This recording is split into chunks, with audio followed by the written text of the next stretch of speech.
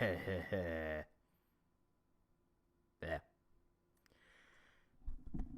Alright. So how's everybody doing? My brain is fucking fried, man. Yeah, my brain is right now. You need to watch Samurai Champloo? Oh yeah, it's fucking good. Samurai Champloo is fucking amazing. And yeah, sadly, Nujabes is dead. Yeah, very, very sad. He made all sorts of good shit. I frying your brain because I finally got shit done today. I was fucking productive, and I paid the price for it. I paid the price for professionalism. I'm trying to readjust this. Ugh. There we go. Crank up a little bit more. Oh god. Yeah. All right. Between painting my Steel Legion dude and working on college paper, do the college paper. You'll thank yourself later. You will thank yourself later. Even if you know you do complete bullshit and you're making it up and you don't want to do it, at least knowing that you got some of it done will make you feel better. Did you see Maury's doing a collab with MGS? I guessed it. When I saw the silhouette, I guessed it. I literally went like, hey, that kind of looks like Maury. And I think it was like 2 days afterwards. Boom. Yeah, there you go. Not professionalism, your poor soul. Yeah, I know, right? Yeah, that's on me. That's my fault. Fuck, man. But I got shit done, and that's what matters. And now we wait for fucking 14 to update. Oh, man. Yeah, my brain is all fried out because I got like 2 days worth of work done in a single day. And yeah. But it was worth it. It was worth it. I was past arguing with retards over Persona. Every time the fan service debate comes up, they prove they've never actually played the games. You see Chris Chan's take on Israel? He says demons and devil work on both sides. Maybe he did learn something after all. The thing is, I want to debate that, but he's not wrong. Chris might have some wisdom that we're unaware of yet. Oh, man. What was the argument about? It was literally the typical, like every 4 months or so, there'll be some big checkmark account that makes a call-out post to Persona 5 and go like, man, I would like this game a lot more if there weren't so much fan service with teenagers. And everyone goes, dude, shut the fuck up. No one cares. You know, it's a video game for adults. It's about mature subject matter. God forbid the developer expect you to not have a fucking panic attack when you see it. Most online Persona fans spawned from NeoGAF and Reset Era. Of course they didn't play it. Yeah, right? At the point of being so done, just say you let them kill each other. Persona fans? Yeah, definitely. It's to the point that like people are going back and going, well, the Persona games were never that good. It's like, no, just because the fan base sucks ass, it does not mean the thing itself is bad. Ah, man. Excited for Human Spider 2. Could be pretty good. I know there's a bunch of shit coming out of like, oh, it's super woke, it's doing this and that, and all I could think is, well, I mean, the first game did that too. You know, the first game wasn't shy about where it leaned. See Vosh tweeting about the Jews? Yeah, he specifically said, yeah, it may be possible that Israel and the Jews control American politics, but it's a Nazi point to bring that up. And everyone went, are you fucking joking? Are you fucking joking? It is levels of, like, I've been going through South Park again. Because pretty much all the seasons are on Amazon right now for free. So I've been going through a lot of the old episodes of South Park, and I've been laughing my ass off. And it's like, goddamn, society has just become a South Park episode. Or maybe we've always been. Who knows? But it's something to where this entire saga has unironically been a South Park episode. And it is bad comedy. Hey, bitch, just got back from watching Perfect Blue vid. Old one was better for real, though. Awesome job with it. Yeah, awesome. Awesome to talk about your favorite movies. Yeah. I finally got that done. And I'm all proud of it. And my brain hurts. Upcoming Pandaverse looks funny. It could be really funny. Has anyone seen the Blood Dragon series? Isn't it not out yet? It's not out yet, and I wasn't really gripped by the trailer. It kind of looked... right-wing grifters already pounced on Spooderman. I wouldn't go so far as to go right-wing grifter. It's more just general culture grifter. Because, like, I'm right-wing, and I just want to play Spider-Man. I just want to play fucking Spider-Man. Have you seen the new Christian videos? He's learned how to operate a green screen. His power is growing. Stan's mom became a legit common person instead of just an extreme example. All of them did, really. What was the Taliban episode from South Park? I don't know if it was specifically Taliban, but yeah, like the boys donate money to Afghanistan. I think they buy a bunch of Afghani kids a goat, but then the Afghani kids didn't want it, so they sent a goat back. It was something like that. Yeah, they did make fun of like terrorism shit. They did that a lot. Spider-Man. Yeah. My boss has out for me. Gotta update my CV because the place is not good long term. Yeah. Always be aware of that because, yeah, some people can get vindictive. Main villain for Blood Dragon is literally Rayman. They're pulling a Chip and Dale live action movie, it seems. Already, that makes me sound extremely not impressed. See the news on how Marvel shows we've been getting didn't even have showrunners and show Bibles? Yeah. Like, that's something I was legitimately surprised at. It's like, what? How do you not have, like... I mean, that's basic shit, especially for shows that are supposed to have a deeper lore. They're supposed to have show Bibles, you know? Hey, this is the plan we have for this season. This is the character arc we want to have set. These are the themes we want to tackle. I mean, like, that's basic production. How do you not have a Bible? See, Aqua Teen's coming back in November. That could be fun. So long as Carl is the funny one, that's all that matters, because he is the funniest one. Osama Bin Laden has farty pants. Yeah, that was the episode name, yeah. I think it was literally titled that, yeah. And that one's fun. Chris Chan could just green screen himself in Quickville. Dimensional merge can be real. See the new Hellboy game? Didn't know it came out. Yeah, I saw it came out. I haven't played it yet or really looked at it at all. I've seen Fang of the Sun Dogram. It's an old 80s anime that plays like a Battletech story. Yeah, people have told me about it. I think it's actually been requested more than once, and I do plan on sitting talking about it. I'm working through a lot of old stuff on the list right now. Do you watch Crony, the HoloLive VTuber? I haven't watched Crony, not too much. I've seen bits and pieces. She's not my favorite, but she's not bad. Hope they use the old MF Doom intro. That could be cool. Are you ready for more war in the Middle East? Yeah. I really need to tell my investment guy to put money into fucking arms manufacturers. You probably think I'm crazy, but it's like, no, dude, seriously. There's a more retarded game show spinning from 40-year-old tries to claim Mario is an allegory for white privilege and Bowser and his people are poverty. Bowser and rapists just poor. Yeah, that's just basic journo clickbait. Like, no, Mom, I swear I'm actually doing important things for culture, and they're writing fucking essays about Mario.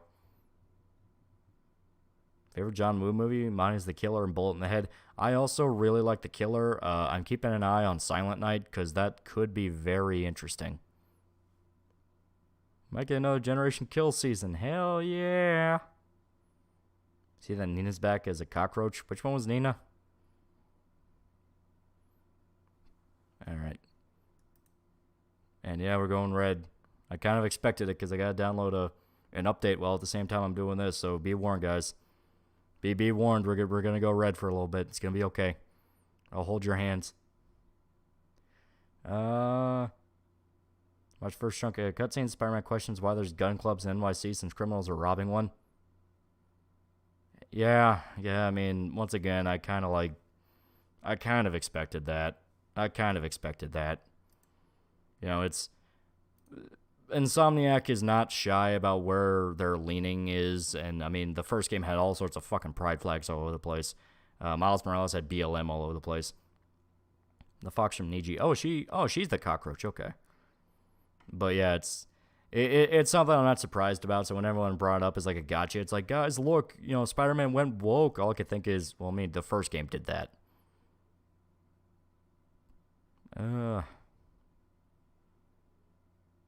There's a gun store in Manhattan. Yeah, right. Tiger Mommies in 14 when? We haven't gotten to them yet.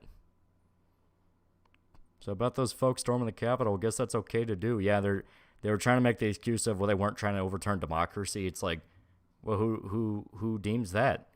What if we felt they were, though? One Man's Army Swamp Party for $5. What's up, Lolly? Watch Extras for the first time. Also, I'm high, lol. Yeah. Good on you. Good on you. You're doing good in life. Everything's gonna be okay.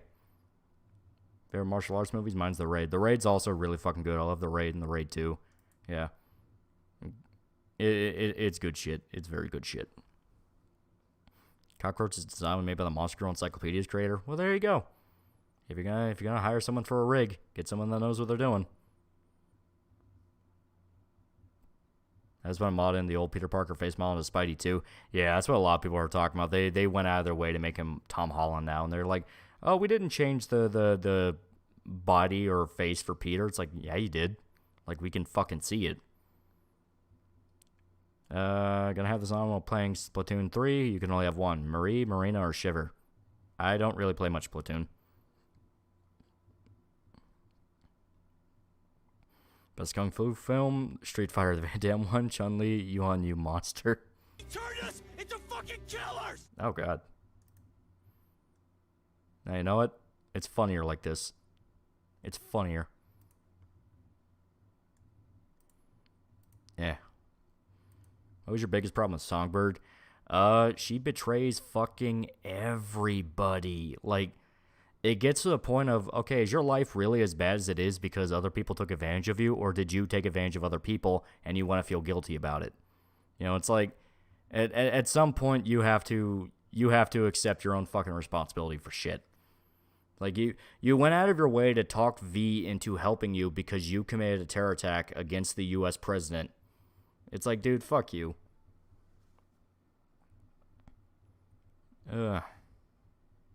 Make it bigger. Well, we changed the face even in the remastered version. They're full of shit. Yeah, right. Yeah, right.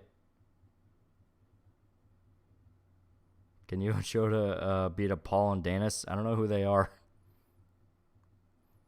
I remember when Jim Ryan told Sony employees not to comment on the Roe v. Wade overturn and Insomniac made stink over it. Yeah, exactly. Like, they have been that way for a while.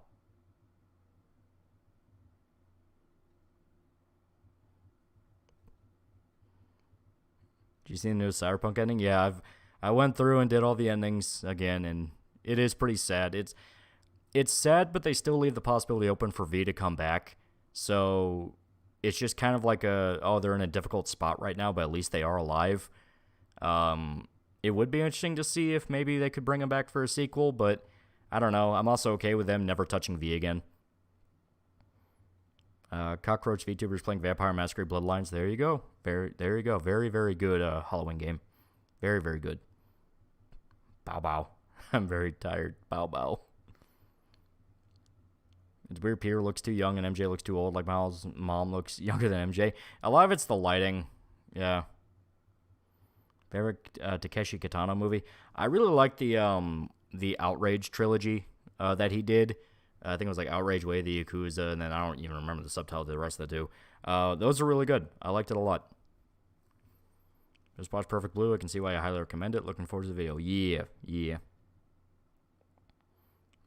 Favorite VTuber? I kind of lean towards like Tenma and Pippa. I think they're really good. It's not the lighting, Jesus Christ. Well, it's from what I saw. The clips are like, it's kind of the lighting, because others it looks okay. The one that I saw that I definitely agreed with was the chin. It's like, hey, if you shrink down Mary Jane's chin, she just looks better. And I think that might be what's going on. Like, a lot of the facial proportions are fucked up by that. Are you going to review the new Exorcist movie? Fuck no. Let that thing die. Spartan Code 456, $2. As an old friend, I find this new Cyberpunk 2077 ending relatable. Yeah. I mean, V could be a fixer in the next game. If they take that route, their story would be just becoming the next Rogue. Could be interesting. Could be interesting. Some Mac fanboys just can't handle it. Change the face, sell copies because it looks like Tom Holland, who's way too babyface, be believable 8-year Spider-Man. Yeah, right? It's like, it'd be one thing if they wanted to do the early Spider-Man thing again, but they specifically made a Peter that's like in his fucking mid-20s. And granted, Tom Holland himself is in his mid-20s, but it's like, dude, he don't look it. He don't look it. Let him look more schlubby and like he was, you know? He doesn't have to look like a movie star. Should they make a Yakuza game but with Cyberpunk? That'd be cool. I would never say no. Pippa's in her incest arc right now. Yeah, I saw she's playing the visual novel. The one with like cannibalism and the guy fucks his sister. And like, it's a thing where everything I've seen about it is like horny Tumblr bait. It's like, this is specifically made to appeal to women. Because like guys, they go into like the fucked up aspect of it and be like Silence of the Lambs. Yeah, women, they want the romance visual novel of a guy fucking his sister and eating people. His adopted sister. Yeah, you gotta the asterisk there. He's 23 in the first game, 25 in this game. Yeah, exactly. It's like he's, you know, he's been Spider-Man for a while because he's been Spider-Man since high school and now he's in his mid-20s. So it's like, yeah, man. Mark 99 for $2. Well, sup? Remember to drink some water. Gonna watch Perfect Blue video in the morning. Yeah. I thought the sister is one who started. I don't fucking know, man. He doesn't even look schlub. He just looks like a dude. If you're talking about the original, yeah. But that still kind of fits what I'm talking about. Like, he's not supposed to look like a movie star. Peter's just supposed to look like Peter. Like a normal dude you look over in the crowd. Because that's what made it interesting with him being Spider-Man. But yeah, the new face where it's blatantly supposed to be Tom Holland, it just feels very cynical. Why is the donation message so big? Because my brain hurt and I don't want to fix it. And it's funny this way. Berserk is Loli's Stone Cold Lock of the Century. Well, we don't have any more chapters coming out for a bit, so... Hilariously, I think the incest is just optional. The real thing is that they're in a toxic relationship regardless if they fuck or not and cannot live without each other. Okay, so yeah, this was just explicitly made for women. Gotcha. You ever play Valkyria Chronicles games? Yeah, they're pretty good. They're pretty good. Thanks for Berserk content. You inspired me to start my own YouTube channel and tell Berserk story, but in Arabic. There you go. One day we'll get the ending in less than 10 years. I've been reading the Old Boy manga. People should absolutely check it out. Super enjoyable. Yeah. I would just say is your game of the year so far. That's legitimately hard. This year's had some pretty good ones. Baldur's Gate 3 is good, but I kind of stopped that one and then moved on to other stuff and I haven't touched it in a while. Armored Core 6 is really good. I still need to play Lies of P, though. I keep hearing Lies of P is, like, fucking amazing. If you wanted a marriage of Bloodborne and Sekiro, to check it out. Spartan Killer 456, $5. Morgan Blackhand is almost nothing in the way of cyberware. There's also buff as fuck Ripperdoc, who's natural human, thinks Augs are a hindrance. Yeah, Cyberpunk lore is really cool. It's very, very cool. Japan 2, honestly. Japan 2 is really good. Movie of the year. I need to see more, but... Might give it to Oppenheimer. But... I still need to go see the Martin Scorsese one, Killers of the Flower Moon, when that comes out. But for now, it's Oppenheimer. Archivist Art Control for $5. Why do so many women seem to like toxic relationships? Do they not like being happy? Are they stupid? If I explain why, I get banned. Pizza Tower. I haven't played enough Pizza Tower, and it's like, I liked it. You know, I like Pizza Tower, but it's not, like, personal game of the year for me, though. I did really like Pikmin 4, though. Pikmin 4 was great. Did you ever watch Eromanga Sensei? I have not. Shodan Irishman did, though. What is it with VTubers trying to fuck their brothers? I mean, to be a VTuber, you already have to be a mentally ill woman. My game of the year is definitely AC6, really well made and uploaded. Yeah, that's what I mean. Like, Armored Core 6 is really fucking good. I mean, really fucking good. In the original trilogy, Toby looked like the guy you'd see at work and have a conversation occasionally, but just dude. Exactly. It's a specific vibe. I'll say it. Women be dumb, dumb as hell. Yeah. What are your thoughts on the Scream sequels? I remember liking 2, and I don't think I've seen... No, I've seen them, but I barely remember a lot of the ones after 2. Like, 3 I thought was okay. I remember not really liking 4. And I don't think I've seen 5 and 6. I need to go through that series again, because the first one's really good, and I remember genuinely liking 2. I hang my head in shame. I'm loving Diablo 4. So long as you didn't give Blizzard money, that's all that matters. He turned us into fucking killers! I mean, I did understand the criticism of Andrew Garfield being too handsome for Peter, but I thought he was good and looked the part. Andrew Garfield's a genuinely good actor, and at least when they wanted to make him look like a nerd, he could look like a nerd. The problem is they made Peter, like, script-wise and dialogue-wise, not a nerd. Like, he was a photographer kid, but he wasn't nerdy. Peter's literally the they don't know meme. Exactly.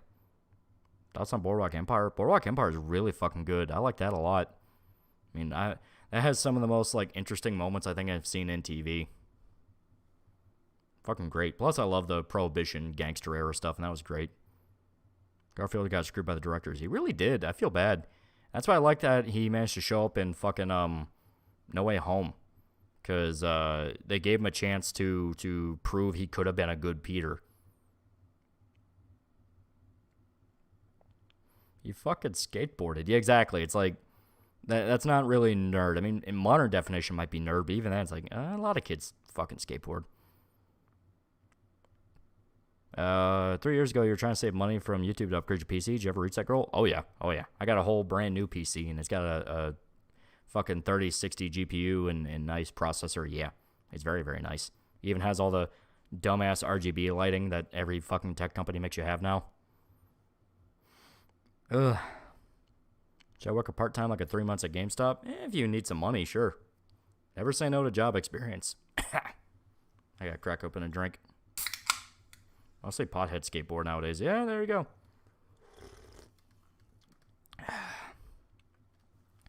Was Pathfinder Path to the Righteous released this year or last year? My game of the year is either AC6 or Hi-Fi Rush. Hi-Fi Rush was not bad. I love the fact it was a basically a love letter to like PS2 hack and slash games. And I liked the music gimmick, and it had a really great soundtrack. And I think Pathfinder was last year. Might have even been the year before.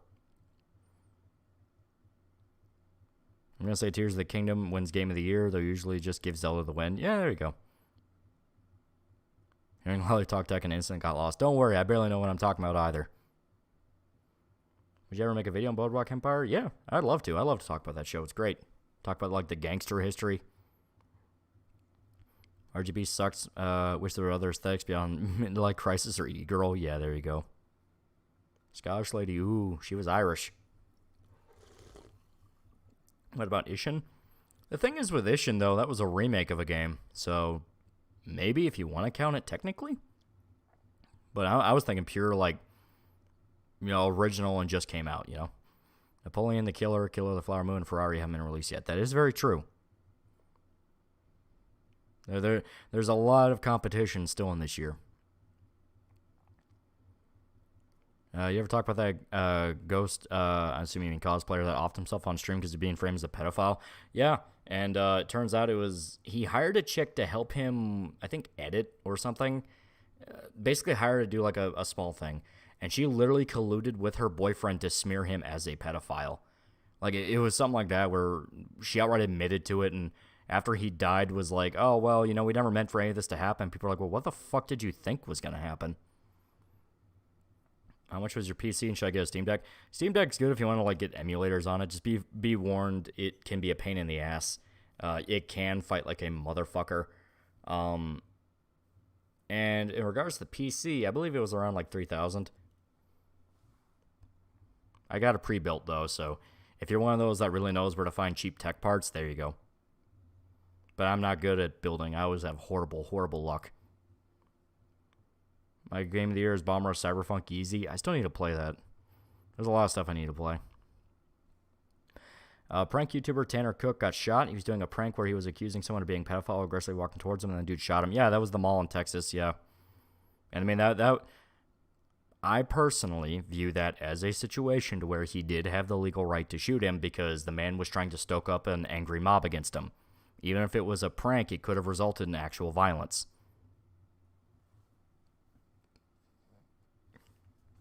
You got robbed. As stated, it was from a pre-built site. I didn't have to build it myself. They had all the parts. That was right after the PC literally fucking exploded on me, and I needed something fast. So I did not care. Did you play the Condemned series? Were you scared of the bear? Yeah, I played Condemned. We played the first game not too long ago, and 2 was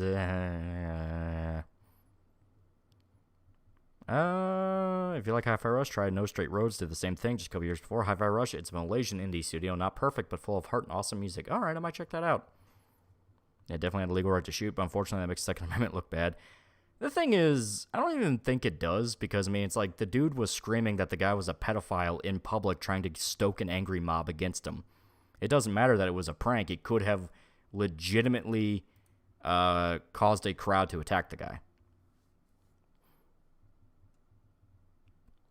Dude got shot, didn't take the trial seriously, and acted like a clown. Well, I believe it. Yeah. Samurai Bear for $2. Thoughts on how y'all's visa reacted at his return? I'm willing to give everyone Panama a free pass.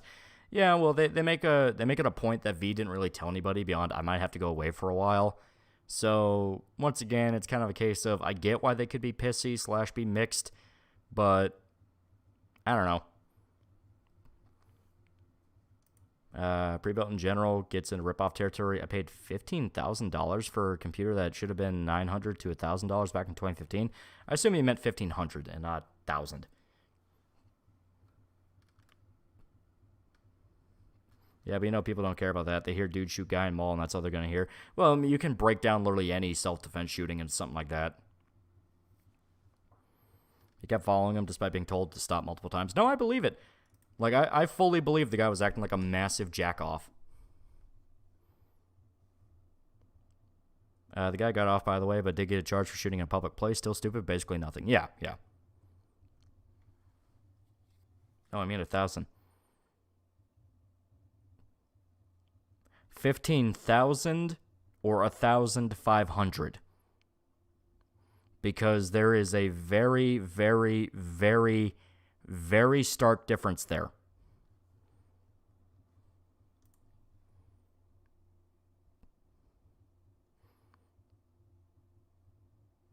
All right.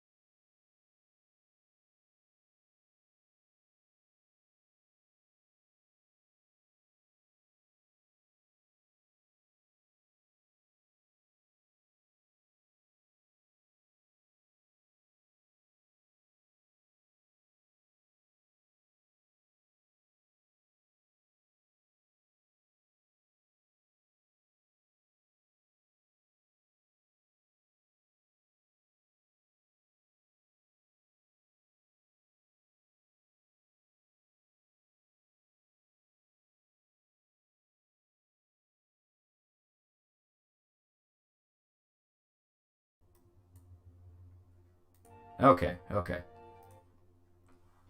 So, we good now? Trying to make sure real quick. Okay. Yeah, it is, but now it wants to be a robot. So, let me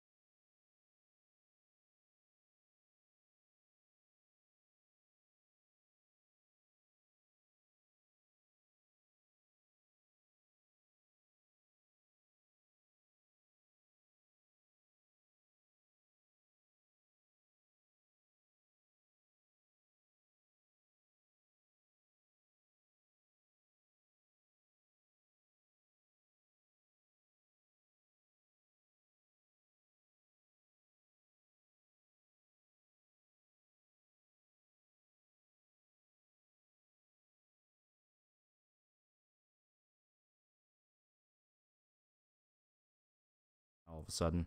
Alright, so this one should be good. Let me see. Alright, so this one should be good. Okay.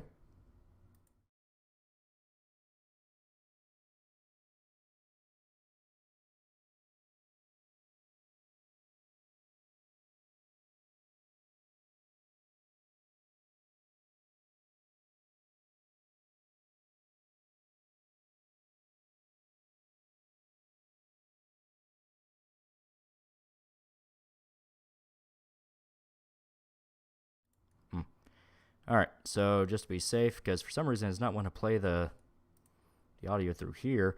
Neil's ping for $2. Nice. Chrome. Archivist Art Control for $2. Keep the robot voice for the stream.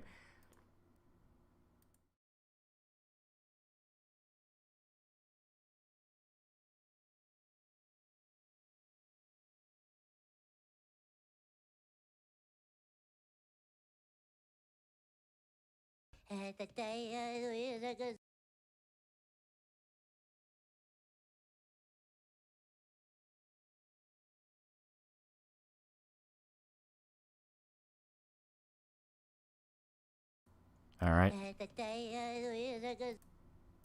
Alright. We'll try that.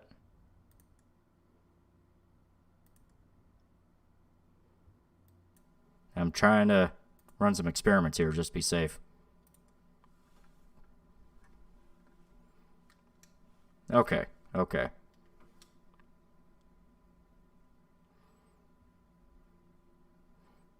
Alright, alright.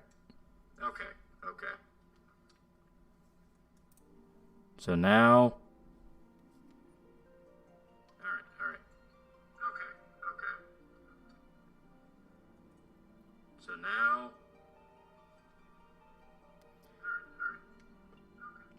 Alright, so now we can hear everything. So, I do not know what OBS did. It just decided to completely fuck everything up. So, another case of I leave it, and then one day I wake up and all my settings are completely wrong. It didn't detect my mic, it didn't detect my headphones, didn't want to do a whole bunch of shit.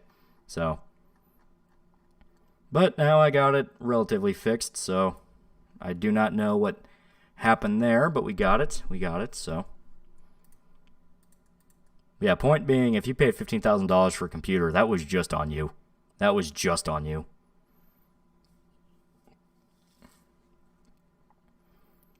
Alright. Just on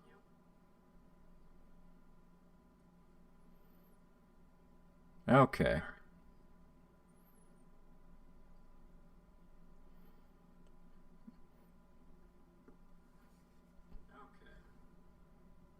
I'm trying to make sure it's actually gone. Because some people are still saying the robot voice is there. I'm trying to make sure it's actually gone. Okay, okay.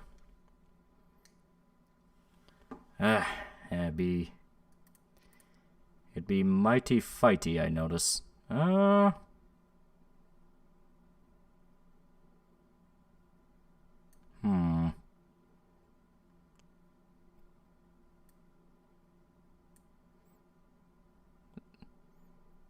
Yeah, it's not as bad. Well, there we go. That's all we need. All we need. Because I'm tired of fucking with this. Sounds like two mics at once. And it could be an issue with the, it could be an issue where it's still trying to pick up one mic despite me telling it not to.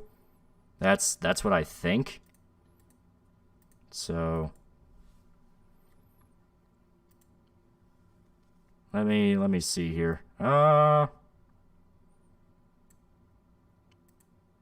me fuck around with something real quick.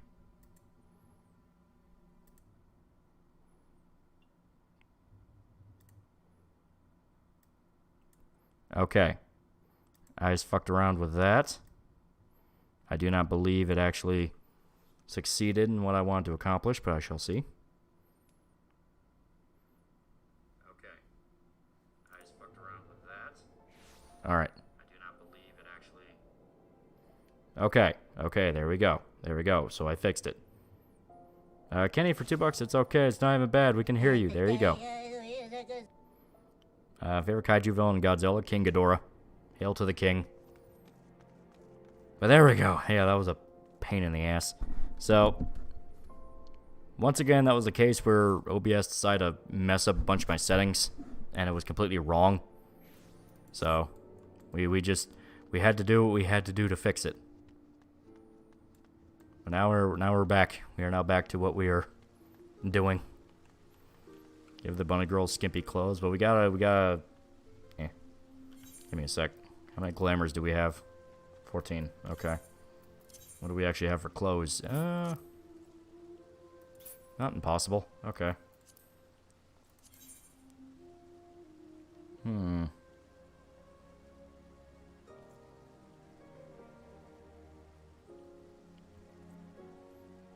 Making sure. Let's try this.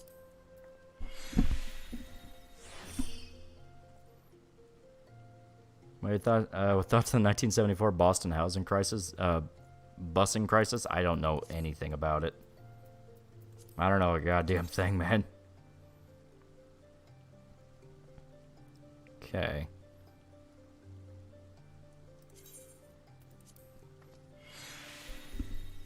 Eh. So now we're casting our fucking glamours here.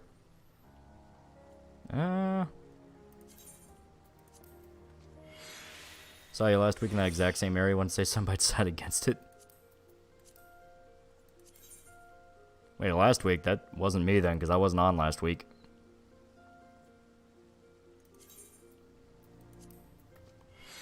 Do you think Godzilla Minus One's a remake or reboot of the original? I think it might be a kind of sort of reboot. I mean, it's supposed to be taking place right after World War II. So unless they establish that Godzilla's been a thing before, it's like a solid standalone thing.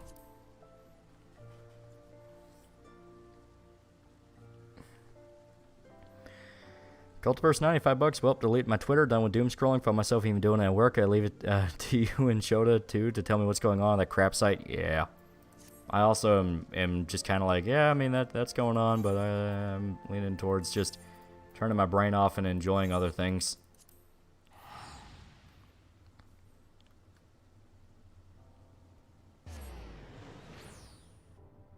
Altmare and Morrowind gets 150% increase in Magic True Master Wearies. No, it's right during the Second World War. I thought it was after. But either way, could be very interesting. I am very interested.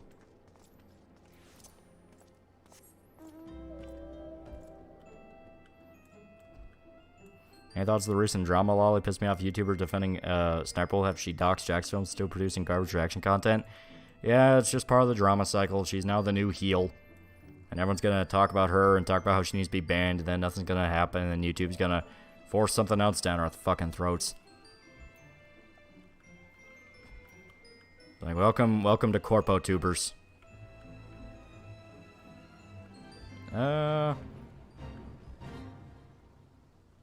It's a reboot.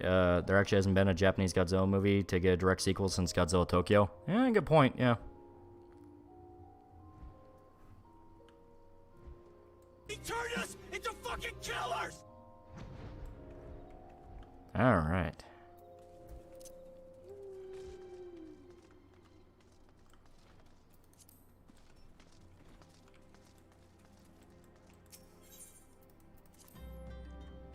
Whale! Yeah, I love the whale. It's after the atom bombs were dropped, so after World War II. Yeah, that's what I thought. It's like it's after the atom bombs. But yeah, we are now officially in the patch quests of A Realm Reborn, which there are more patch quests than there are main story quests, so we're going to be here for a while. We won't get to Heaven's Ward for a while, and that sucks. See that Vito say that Sniper Wolf recording Jack's Films house isn't actually doxing? Well, he's a contrarian pedophile, so I don't care. And that will forever be my standpoint on anything Vito does. He's a contrarian pedophile.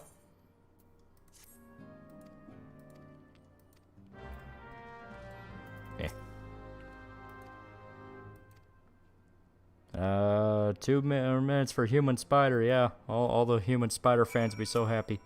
Unironically, it does look pretty good. And I am excited to hear Tony Todd as Venom. I think he'll do a good job.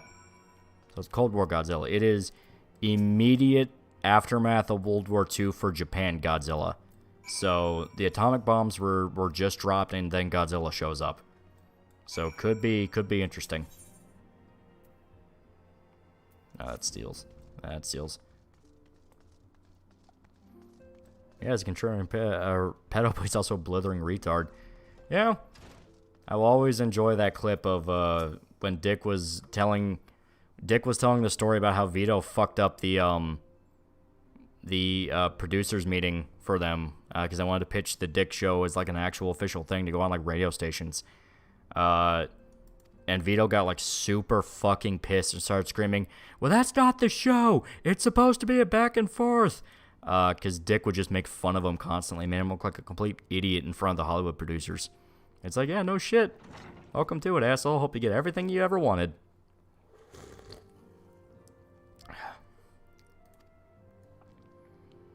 Jacksfilm didn't need to make a whole channel to Sniper, but doxing is never justified. Well, I mean, it's like they were just calling out an issue that everyone already fucking knows about, which is, yeah, a lot of the top dog people do react shit as like very basic fucking content, and they get millions for it. And personally, I still remember the days when everyone hung react channels from the fucking street lamps, but then out of nowhere, everyone started doing it and just became magically okay. But, you know. Pedophilia is still an inexcusable fetish that should not be tolerated, like a mental illness like autism or any mental disability. Yeah. I mean, it's a pathological state of mind. There is nothing evolutionary about it. There's nothing moral about it. It's like there's no excuse for it beyond you're a piece of shit. Not just Dick. Apparently guests would come in to shit on Vito to his face and Dick would just laugh along. Yeah. I hope he gets everything he wanted.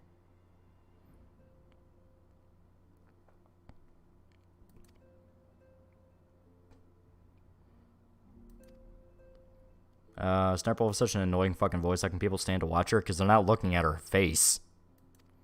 I mean, Reply Girls won the long game. It is insane, and I mean insane, how hard Reply Girls won. I like to play Spider-Man 2 with a $70 asking price, a big turnoff. Yeah, very fair, because it should not be normal. Should not be normal, but game companies just force it because they know everyone else will just accuse each other of being spoiled, entitled gamers for questioning it. I mean, hell, you had fucking extra credits talk about like, well, really, we need to have $100 games. Like, fuck off. For the shit we're getting, fuck you.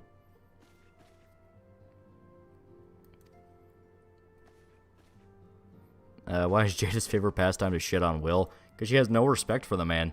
She has zero respect for the man. I don't care about reaction channels. I never understood why they got attacked so hard compared to all the other garbage on the platform. Yeah, there you go.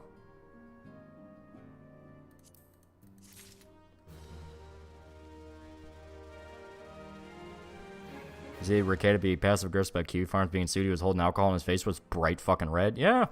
Pointing the, kind of proving the point everyone made about, dude, you're fucking drunk. If he wants to drink like a fish, that's his prerogative. Everyone's got a character flaw, but, don't go burning bridges over it.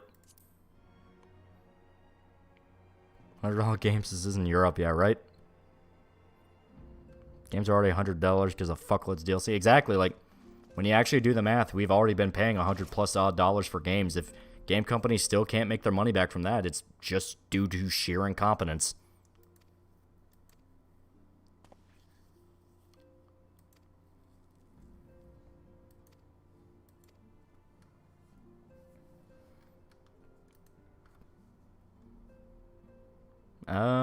We need $100 games. My brother in Christ, some people pay $100 tax on games. Yeah, right?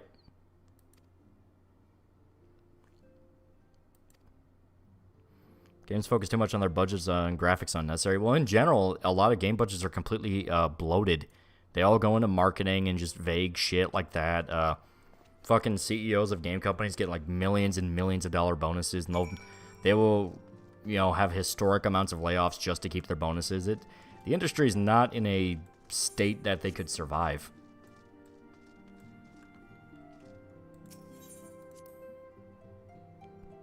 It's just greed. Everyone working on the game gets paid for their work hours. The only people that want more money are the corpos. Exactly.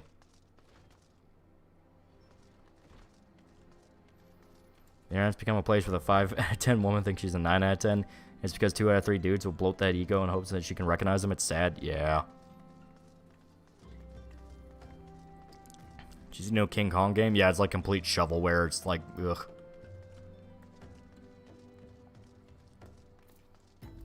Okay.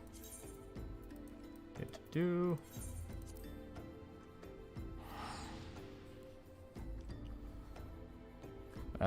What's your go-to for how DLC should be handled for games? Well, a big one is like Phantom Liberty, where you add a substantial amount of content to the game. New side quests, new story stuff, you know, meet new characters, you know, new gameplay stuff. And you're able to sink multiple hours into it. If it's something like a weapon pack, that's where I really start raising an eyebrow, because at that point, it's like, well, why didn't you just include that in the game?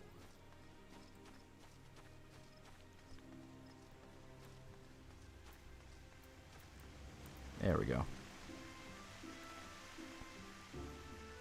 You can keep your $100 game stuck with my $10 roguelike. Yeah, there you go. Almost if not every SJW stereotype in college, English majors, gender studies, communications go into marketing, like every single one. Yeah. And you wonder why so much marketing now feels so hilariously out of touch, because they don't understand people. That's on tuna wraps. I'm not a big fan. I've grown to not really enjoy fish that much anymore.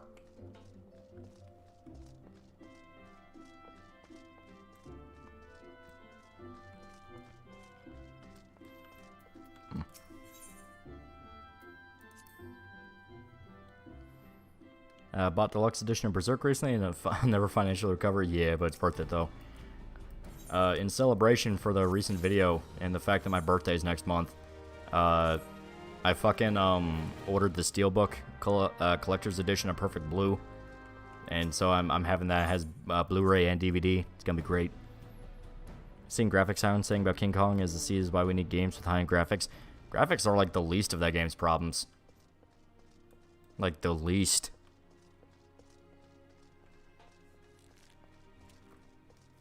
Ugh.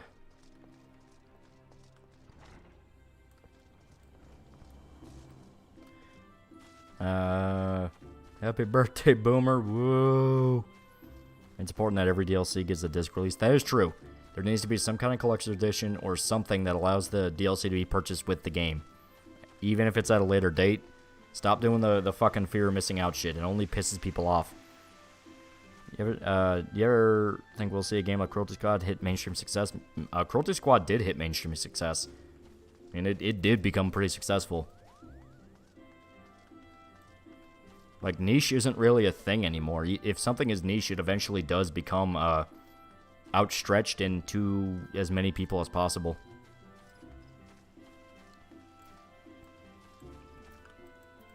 King Kong game will be shit even with graphics that require 4080. Yeah, exactly. King Kong game really brought out retards saying, look, you want games with shitty graphics, why are you complaining? He's like, yeah, it has nothing to do with shitty graphics. It's like, this is literal shovelware. Pure thing I can somewhat be okay with is just early beta access, that's it. Yeah.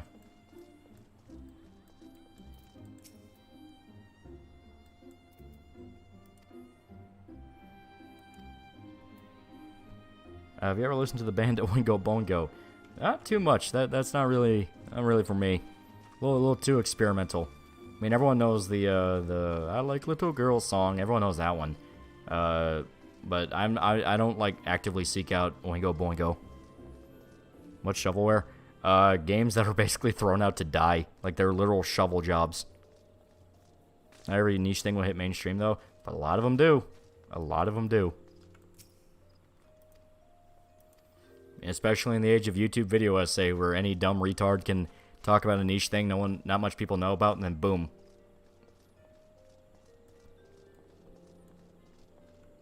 Oingo Bongo goes hard, only a lad goes hard. Like I said, I don't really listen to them, so I don't know. Weird Science, I can't make your own waifu. Yeah, there you go. Like a little what? Yeah, that's one of their songs. Let's go on a weekend trip to a cabin with my girlfriend tomorrow. There you go. Pretty good shit.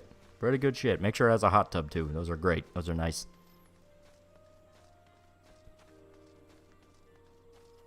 Shovelware equals Kusage sheet game. Their song Dead Man's Party is great for a Halloween playlist. Alright, there we go. That's something to look into. Most shovel egos are mobile now. It's a rarity for it to have a console release. That is true. A lot of them are just thrown onto fucking either the Steam page or fucking cell phones. Junji was niche for a portion of his career, and he's blown up in the last 10 years. Exactly. There was a period of time when One Piece was pretty niche. Like, not to defend the Cockroach Man, but there was that clip of Hassan going, yeah, One Piece wasn't really that popular back in the day. I don't know if it was directly Hassan, or it was just some guess that a lot of people just like to jump for constant bad takes on the fucking Trash Taste podcast, or whatever it was. And he said, yeah, One Piece didn't used to be that popular. People tried to jump his ass, like, what are you talking about? It was one of the big shonens, and even One Piece fans had to come out and go, no, actually, yeah, he's right. One Piece wasn't really that big until recently. It's only now that it's gotten a lot of popularity. No More Heroes used to be niche, exactly. You ever watch DSP's terrible attempts at cooking? Sometimes. The man's brain astounds me. He is an interesting man. Now here, I can just do.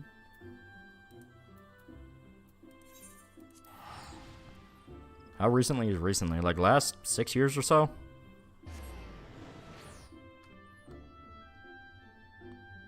Then when mainstream even anime manga reference One Piece. Well, anime manga's referenced One Piece for a while. Gintama was making One Piece jokes all the way back in like 2006. It's just that now in terms of like mainstream, it's now an icon and dominating the industry. Yeah, that's more of a that's more of a modern thing.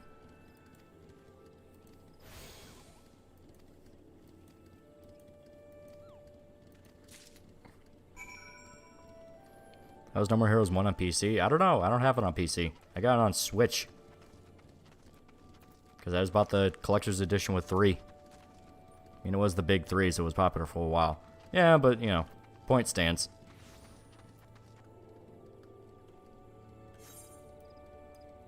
Okay, there we go. To the whale. Because contrast that with DBZ, which was fucking huge in the West, and the Blockades, I knew all of Bleach and Naruto. Exactly, you know. Yeah, Bleach especially, yeah. Bleach, Naruto, and DBZ, they were the big ones for a while. Even if everyone makes fun of Naruto, there was a period of time it literally fucking raised children.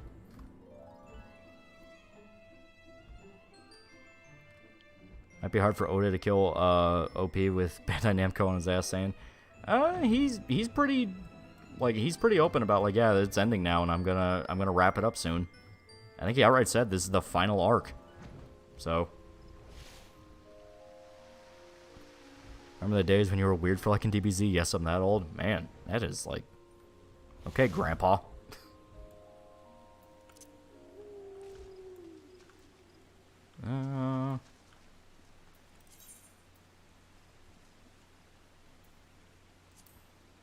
Okay.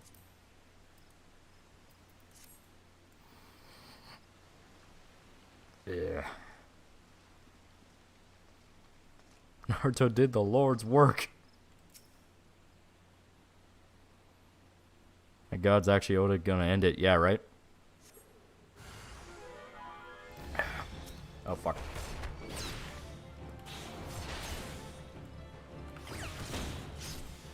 Oh, fuck.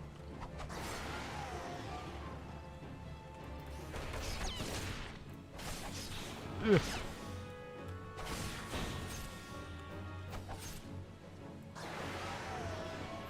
When's he gonna end One Piece? I don't know. I'm not a One Piece fan. All I know is Oda said that he is ending it. It's actually about to end.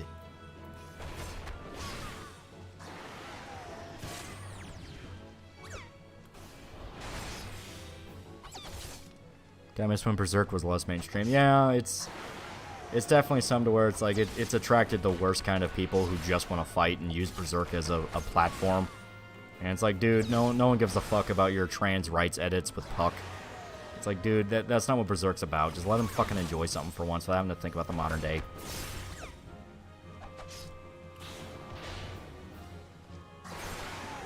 Oh, fuck. Guess I was still in the...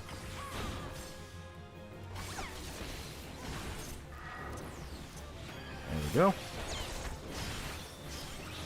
Remember when you would be called a faggot for like an anime back in the day? Yeah. The world was safer. How does it feel to be part of the problem? Yeah, I know. I know. Like, it's a phenomenon I've noticed where it's, once again, mostly teenage girls who get into it, and they tend to rip out all the parts that are inconvenient to them, like all the rape, death, and slaughter, and they pretend it's actually like a shoujo manga.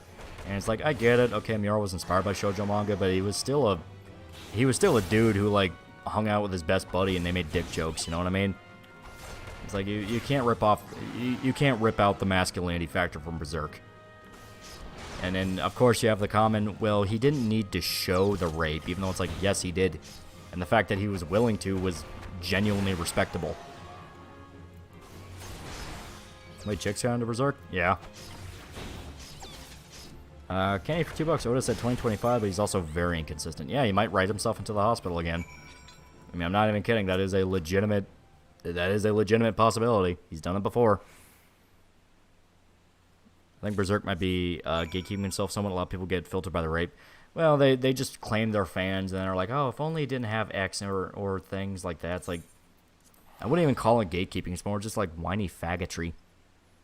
Where it's like, oh man, how dare this 80s action manga made by a guy in Japan, inspired by Fist of the North Star, and Devilman, and all these like ultra violent horror stories. How dare he include dark subject matter? It's like, fuck off. It's like, shocker, this is aimed at adults. It was expecting you to be emotionally mature enough to handle it. I guess he was wrong, sorry. Miura loved wrestling, that's why I made Giganto Maxima. That is true. And Giganto Maxima is fucking wild. Space Wizard for $1. Gatorman and why Arkham Knight Asylum City Origins is a better game. I will forever hold Asylum near and dear to my heart, just out of childish nostalgia. City is just a straight up upgrade in a lot of ways. Knight is good, even if it has some problems. Like, was not a big fan of how much they forced the bat tank on you. Origins, I genuinely don't remember a lot of that game. I wasn't the biggest fan of Origins.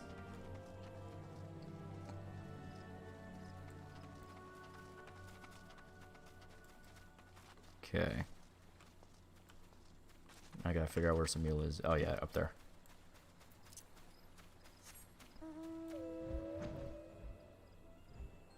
Emotionally mature, what's that? Yeah, right? It's like, emotional maturity is not having a panic attack when you see an anime girl in a bikini.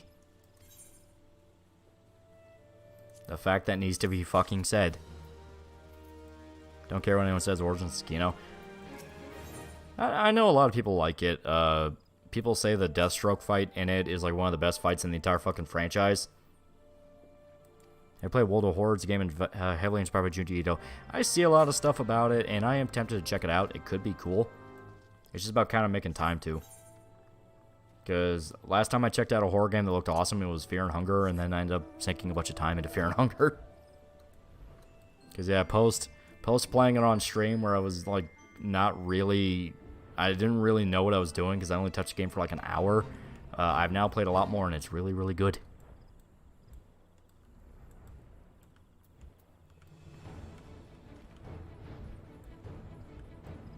You gonna play a new Hellboy game? I saw it came out. I don't know. I need to look at it first. Really have to say fuck off a lot. Also, I wish we'd bring back bullying nowadays. There was an anime club in high school I went to a couple times. I stopped after a few visits. Okay.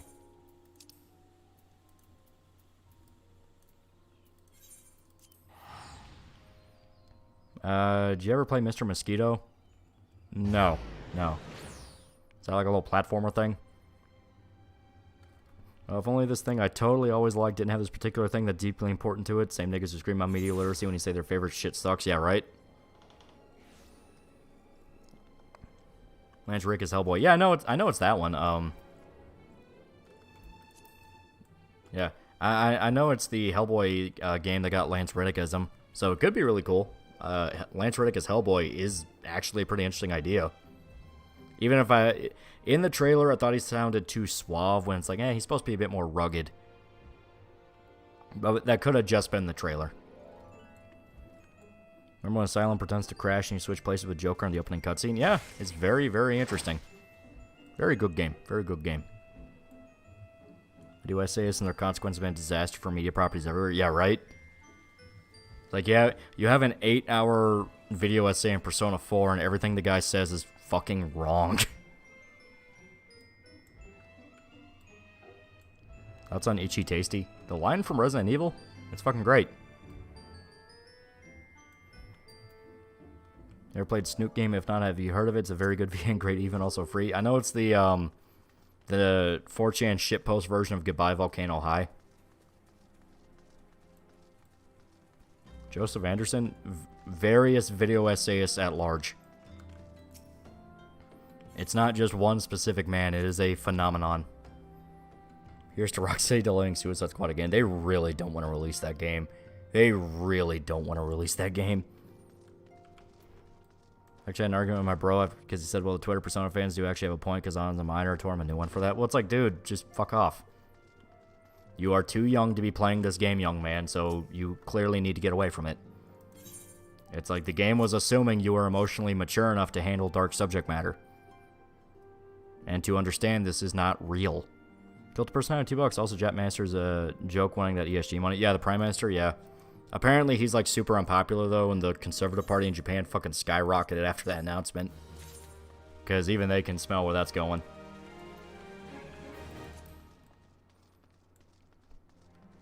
Everyone in Persona 5 is a minor. They're also voiced by 30-year-old adults.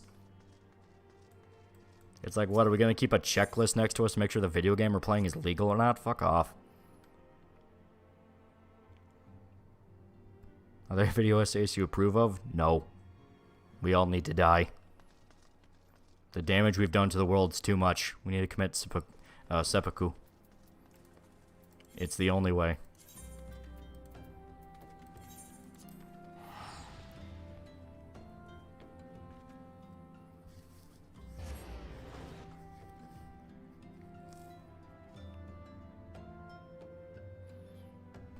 Yeah, 50-year-old woman, please. I play with Jap voices, yeah. Whole thing bugs me because your character's a high schooler. It's not real. It's a fantasy game. It's like, I understand that America and the West is fucking traumatized by pedophilia because everyone and their mother's been molested by priests and school teachers, but not every single thing is evidence of pedophilia. Sometimes you can just turn your brain off and play a video game. I love you're including yourself. I'm willing to make the sacrifice. And by that, I mean I'm willing to kill a guy that looks like me and claim that was me.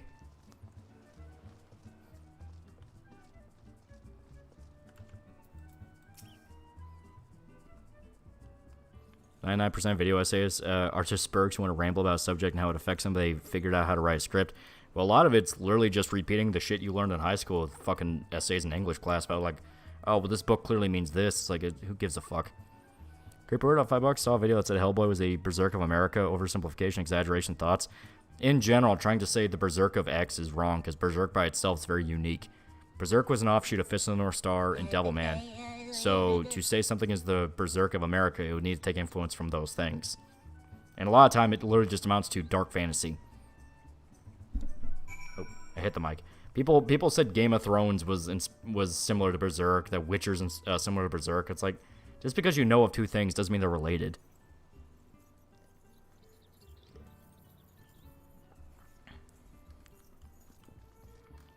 And 99% of lore anything channels are wiki articles reading in video form. Yeah, there you go. So you're going to fake your death by killing Quentin Reviews. That is the plan. And after Quentin dies, I will take over the vessel and become dominant personality. Overall, Snoop Game is good. It just has that 4chan humor sprinkled in, surprisingly heartfelt, and for some reason has a big Spanish community. But I mean, 4chan wrote Katawa Shoujo, so... I mean, granted, a lot of those Anons are probably nowhere near... They probably moved on with their lives and aren't posting anywhere. And if they tried to do it today, it would be an irony-poisoned fucking mess. Okay, Radio of Healer clearly influenced Berserk. Yeah, see what I mean? Quentin Schneider shill reviews. Cleveland shows the Berserk of America. There you go. There you go. You're understanding it now.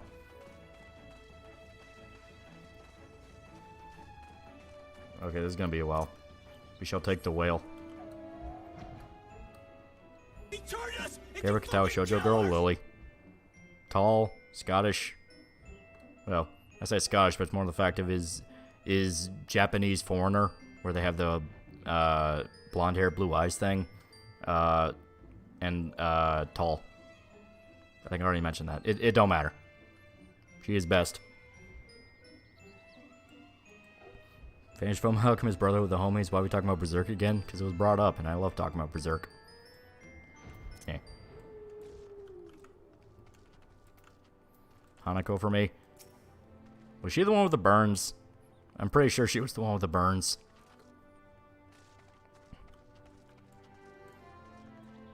Let the world run a train on me to get my revenge, healer. Yeah, right?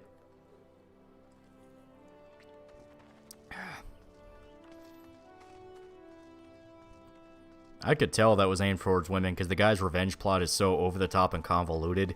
And only women love that fucking ultra manipulative revenge story thing. Because most guys would just be like, hey, I see that guy. I'm going to fucking kill him.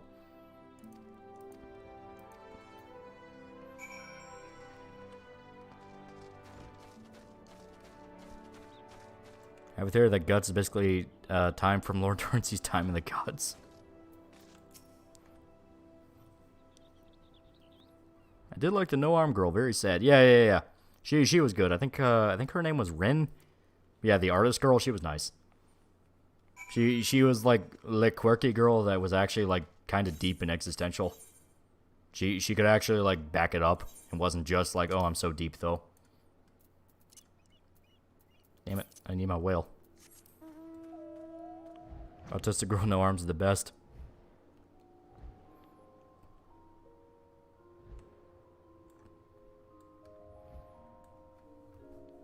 Women turning a 10-minute beatdown into 12 hours of manipulation since the beginning of time. Yeah, there you go. That revenge plot's like, what the hell, man? She's never going to turn back to her wicked self again and find the truth of becoming his object. Was Lord of the Rings popular in Japan? It was just popular global. I mean, it literally became the backing of a lot of modern fantasy.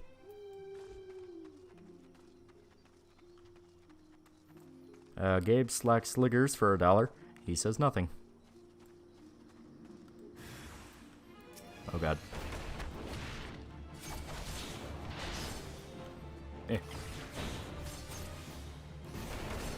Time is known as the Hound of the Gods, and in the end kills them all. I don't know what any of these references are. I'm tired. Rin from where? Katawa Shoujo. Autistic art girl who has no arms.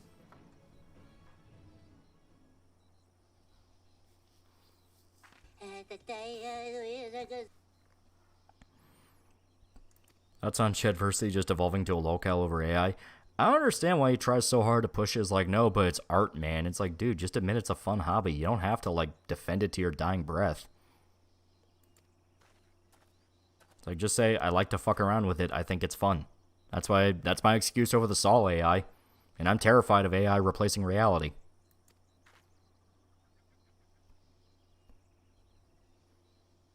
Hell hath no fury like a woman scorned. Dude, like I said, I like to check out those shoujo villainous isekai mangas, and so many of them are like, oh, I'm going to have revenge on the people who fucked me over. And it's like 50 chapters of them trying to manipulate people into helping them. And then I look at shit like Berserk, where the first thing Guts did is pick up a huge sword and just want to kill every demon he saw. Like, or like JoJo Part 3, where Polnareff wanted to hunt down the guy that killed his sister. It's like, man, so more straightforward with their shit. It's like, you killed my family member, I'm gonna fucking kill you.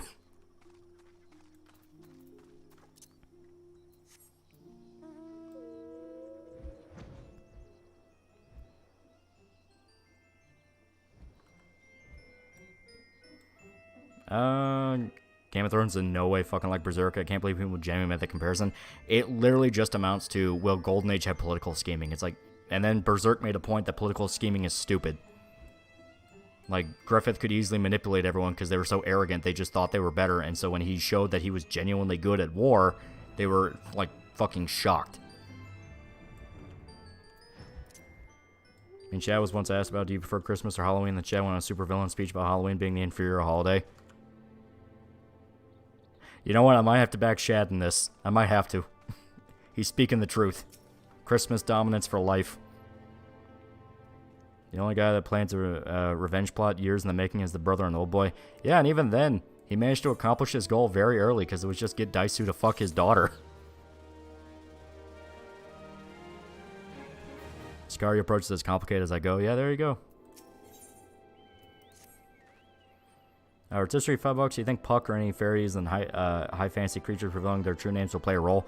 I definitely think so. You know, fucking Chekhov's gun and all that. You don't bring that up without mentioning it in some way. And according to Mori, a lot of what they're doing is literally just the fucking notes from Miura. Like apparently they're so detailed that they're down to the final chapter. Mori literally said in an interview that they have the final chapter all planned out and everything. Like down to the dialogue almost. Christmas spirit, Halloween, both are inferior to Thanksgiving. Thank you. Thank you for giving my birth holiday love.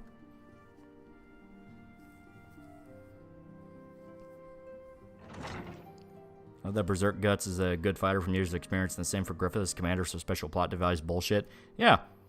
Well, you know, it's a thing where I have grown to resent the, you know, I mention it all the time, and I will continue to mention it whenever I bring up a fucking anime or anything like that that uses it. I don't like the video game system shit of like, oh, I'll use this skill in combination with this skill, where you're just literally you're listening to a dude talk about a fucking D&D session in his head.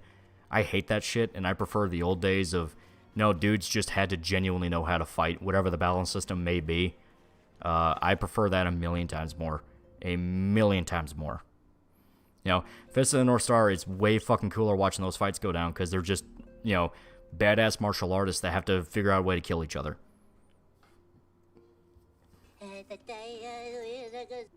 You're November, what day? 27th on the dot.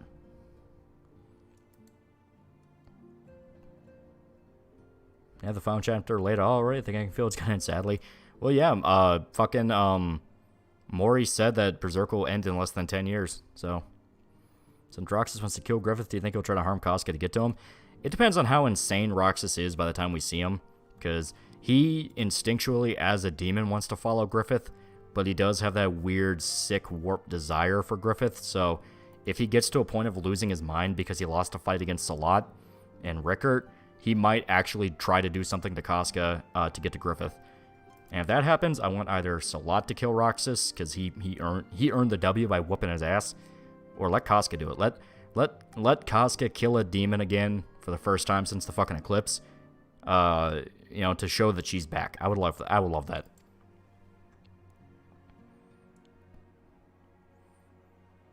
We're gonna get that ending in less than 10 years. Yeah.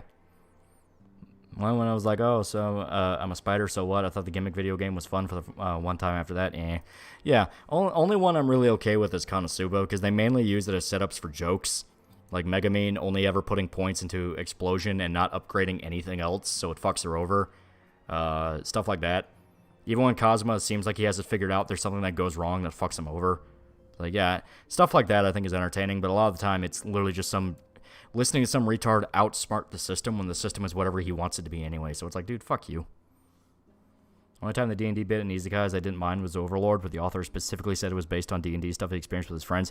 Yeah, stuff like that's legitimate. Goblin Slayer is another one where Goblin Slayer, they don't even ever really mention it. You know, they just let Goblin Slayer go on a rampage and fight. You know? The thing is, like, I don't like it when they call attention to it and name skills. Like, I wanna feel as if the main character, at least in some way, is a warrior. Like an actual fighter. I'm curious what D&D alignment would Johnny Silverhand fall under. Chaotic neutral. He does whatever the hell he wants. Super Season 3, let's go! Yeah. Aqua's intelligence set of 3 is the best part, yeah. I'll be 50 when Berserk finally ends. Whoa! Weird to hear you talk about Berserk after so long. I talk about it more if more chapters came out. And Shield video game mechanics are borderline superfluous. Yeah, you know what I mean. Where it's like, dude, I'd be okay with it if they made more of a point that he had to legitimately learn how to fight and everyone else got to rely on the video game shit. Like, allow him to actually be a fighter and a warrior. Everyone else gets to be babied by the system. You know, that's the key phrase they fucking love using.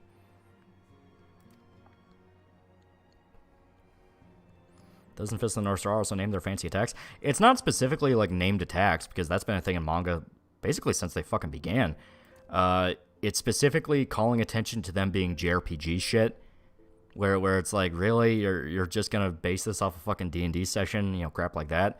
Where something like Fist of the North Star, there's a lot more of a flow to it, because they are genuinely fighting, and they're just shouting out the names of attacks and techniques they use. I find it hilarious that what got me into Berserk was some random ass game I picked up at Best Buy when I worked there. I literally only grabbed it because I wanted more violent Dynasty Wars. Yeah, there you go. That makes sense. Really want Kosuke to get something while in Falconia rather than just being catatonic status the whole time, not kill Grumbuild or some dumbass shit like that. But still, yeah, allow her to kill a demon that would be on her level. And I think Roxas would be on her level. You know, because you saw the fight with Salat. First phase, it wasn't anything too crazy. If it was someone like Grumbuild or Locust, no, she'd fucking die. She would fucking die. You can blame SAO for that. SAO is definitely part of it, yeah. They literally just have MMO menus in their fantasy world. Yeah, that's what I don't like. I don't like having the literal RPG menus. Is it true that Miura initially had a bad ending for Guts in mind, but he said that he didn't know if he could do it anymore because he had really grown attached to the character? It was kind of that. He talked about, like, he had different ideas for the ending, and originally it was going to be grim, but he felt he put the entire cast through too much just to give it a bad ending, so he wants to be more bittersweet. Man, you got a good sense of humor. How can I get that too? There you go. That's my advice. I don't know. What about the Archer Apostle? Would Kosuke be on his level? Irving? I would say he's still a little too hard. Because, like, Irving is outright the one guarding her, so. Would you play one of the visual novels Kojima made? Something like Snatcher? Yeah, that would be cool. SAO is an RPG, so I'd say that fits. That is something you do legitimately have to give Sword Art Online. It's literally about a video game world, so you can't really get rid of that aspect. Now that's Serpico's fight. There you go. That would actually be a cool lineup. Serpico versus Irving. Because Serpico has the Wind Shroud and the Wind Sword, so he could block arrows and shit like that. I would like to see that fight. I'm becoming desensitized to mangas using JRPG menu bullshit like 9,999 damage limit or the Javo title shit. Yeah. You see what I mean, where it's like, man, I want to go back to, like, old school shit where, you know, dudes beat the shit out of each other. You know, that's why I've been enjoying Kengan Ashura immensely, even with it being CG as fuck, at least anime-wise, because at least it feels just batshit insane and like a battle thing. When in Japan, have you played pachinko? We didn't play it, but we walked through a pachinko parlor. And all of it was like 50-year-old dudes in business suits smoking. What is the worst movie of your favorite slasher franchise? That's hard because I like Hellraiser, and Hellraiser has a lot of bad sequels. Probably the video game one where it's all the kids go to the fucking LAN party and they get picked off one by one. Because that one literally is not even a Hellraiser movie. It was an unrelated script they slapped it onto.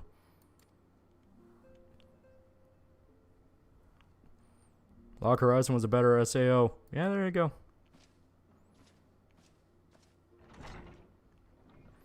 Hope they have recordings of Miura trying to act out Berserk. Anyone want to hear Miura voicing Puck? That would be fun.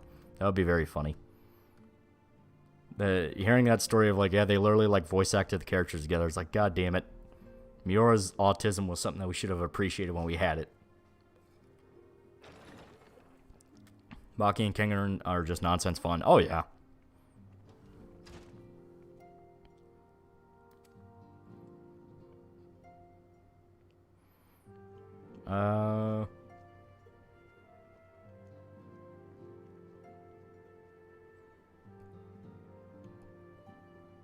Hogwarts Legacy just went for pre-order up on the Switch. Oh lord, not again. What do you think of the recent Hellraiser reboot? The one on Hulu? Not the worst. Nowhere near the worst. I liked how they handled the Cenobites. They kept the weird, ethereal, eldritch monster vibe that they needed to keep. I I liked the fact they tried to do more of like an art house thing with it. It sounds weird for Hellraiser, but people forget that the first Hellraiser was a lot more thought out than a lot of people remember. Because you hear Hellraiser, you just think blood and tits and gore. And to be fair, that isn't Hellraiser. But no, there was more thought put into it. There was actual, like, you know, thematic elements and character arcs. I mean, there was something in Hellraiser, the original movie, that kind of made it stand above stuff like Friday the 13th, which is just blood and guts for the sake of it. Also, props for the actor, the main Cenobite dude, stuck for all the movies. He even knew how to put his makeup on alone faster without the help. Yeah. And his voice, I mean, it's like that line in the first one where he's staring at the main girl's father's corpse without the skin on, and he just points down to it and says to her, "We want the man who did this." It's like, oh man, that's good. Wasn't Hellraiser based on a book? Yeah, it's I think it's like the Chain Ripped Heart or something like that. It was a short story by Clive Barker. Yeah, Hellbound Heart. Yeah. Have you read both Hunger Games and Japan's Battle Royale? Which one's better and more original? Battle Royale. Battle Royale is unafraid to talk about it as like a legitimately fucked up concept. Like, it includes some like fucked moments in it, like the girl that wants to rape a dude as he's dying. Sensual horror is what I described for Hellraiser. That's not wrong.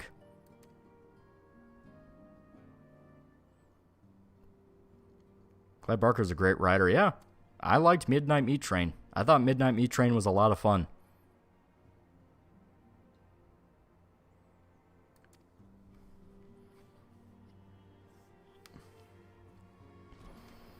Rotisserie, $5. Fight pairs I would like to see Rickert fuck up Locust, Ichiro mess up Mule, or at least bring him to Team Guts. Either Daiba or Shrike make Sonya insane. Yeah. Hellbound Heart is the book, though. It also has the Scarlet Letter and a bit of a Barker verse in the sense. The detective, Harry Damore or something like that's at the center. Huh. I always prefer the Cenobites being evil but fair beings. A lot of sequels just make them mindless murder machines. That is true. Like, you know, the original specifically makes a point that the Cenobites are only interested in people who fuck with the box. You know, it's like, hey, you summoned us. We didn't summon you. And that was an interesting part of it in, like, the first two movies. By 3, they were just fully dipping into, like... By 3, they were just mindless murder machines. You know, I even like the way they fuck with the girl in the second movie. Where, they're summoned again, and they appear before her, and she's like, leave me alone, I didn't even open the box. Like, oh, so you didn't open the box yet, here we are, and we're here in front of you. It's like, isn't it weird, every time we come back, we see you? Like, kind of calling her on it. Takes Grumbuild. Guts. Guts has to be the one to fight Grumbuild.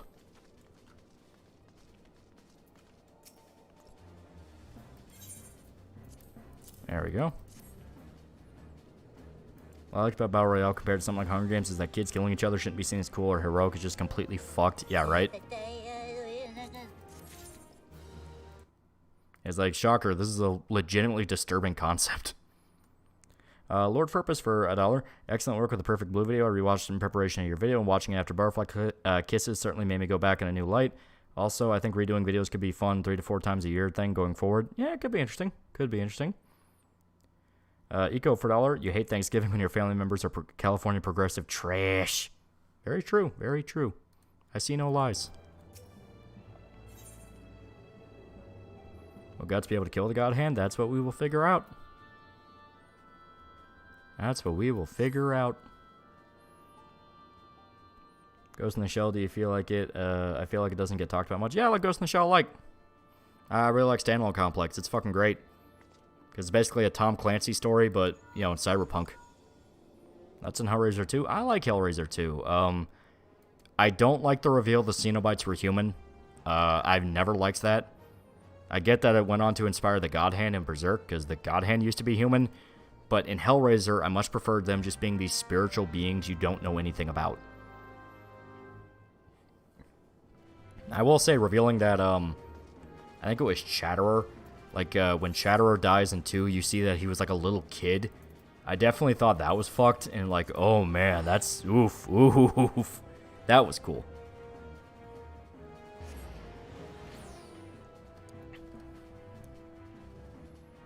The answer is decidedly no. The God Hand and the plans are much bigger than Guts in the party. We're talking about if Guts is able to kill the God Hand. I hope he does. Hellraiser 2 is like Jaws 2, pales in comparison to the original, but better than every other sequel. That is, yeah. I'm willing to put it above that. I'm willing to put it as like a legitimately fun movie. You know, the guy cutting his flesh off because he thinks bugs are all over him. I thought that was cool. The ending in hell, I thought that was interesting. I think Skull Knight be able to defeat Void or will die fighting him. I think he will die fighting him, but give Guts the shot to kill him. Chatterer is favored by Leviathan. Oof. See, stuff like that is like, ooh, that's disturbing. Oh shit, what movie did Miura think he was gonna get sued because of Berserk? Army of Darkness. He watched it in theaters in Japan. Also, if they're human, imagine the things that happened to the engineer. Yeah. How good are your cat's pest control abilities? Pretty damn good. One of our cats, like, murdered a bunny in front of our neighbor's daughters once. Literally just bit down on its neck in front of him. Rotisserie for $10 would be cool if they Avenger Endgame to the final battle by bringing all the fancy creatures that Griffith wiped out. For one light versus dark battle, some say that'd be cheesy, but damn it, I want Isma. I wouldn't say no. It's like, yeah, have like an army of Kushins and fantasy creatures attack Falconia. That'd be cool.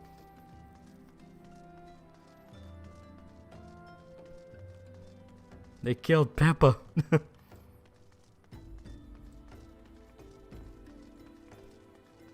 Pinhead, welcome to the horny pain dimension. Say hello to Slawn. She's from another dimension.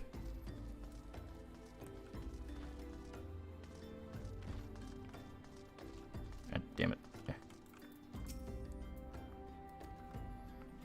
I see that we're unoriginal with our idea here.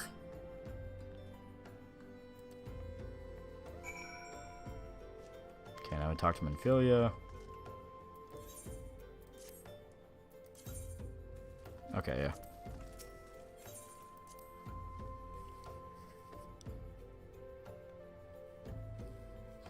Falcone has to follow, got to drive the point, and Griffith's dream has to die with him. Yeah.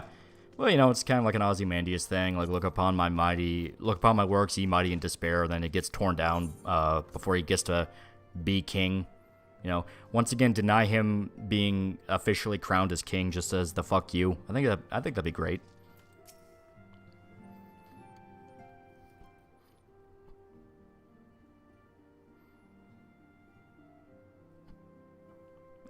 Switch Creeper for $10. Did you know the reason Hell Priest was the leader and not Butterball? The leader in the book was because all the actors' costume prevented them from speaking a lot. That's why Pinhead leads. And to be honest, I think that worked out better. Pinhead became such an iconic, iconic character to horror. I couldn't see any other way.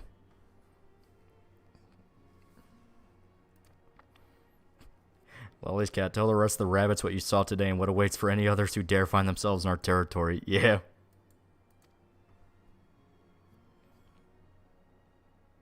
When Griffith said to the west, do you think they see Aztec there? It was to the east. So it's going to be like Kushan / we might see like an ancient China, which could be interesting. I don't think they're going to do too much more world building just because of the fact of like we are in the final arc and they flat out said, yeah, less than 10 years. And at the rate we're getting, that's going to be maybe about like 20, 25 chapters.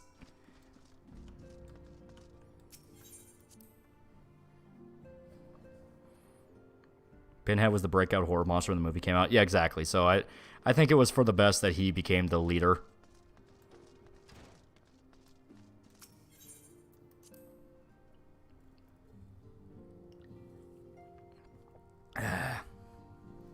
This girl got good tits.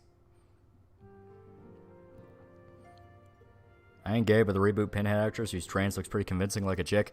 Eh. I mean, the whole point of Hellraiser is sexual horror. There you go. Perfectly timed.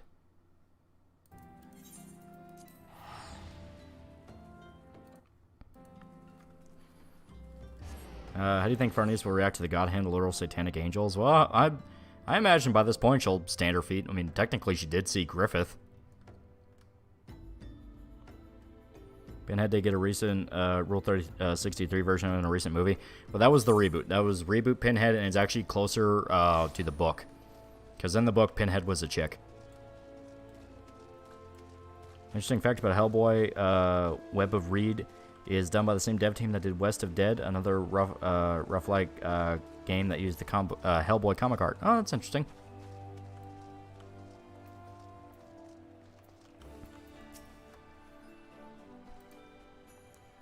I will admit, Linkar's Hellraiser comic videos are kind of funny. Nothing says cosmic sexual horror like Rambo.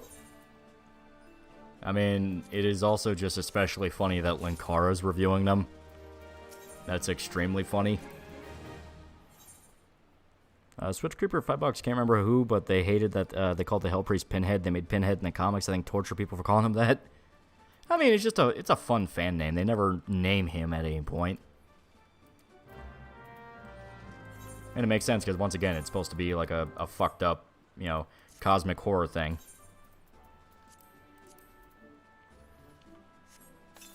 Do you think Guts will fight in the Demon and Gladiator Pit against countless demons? I hope so, because that'd be awesome. You know, kind of...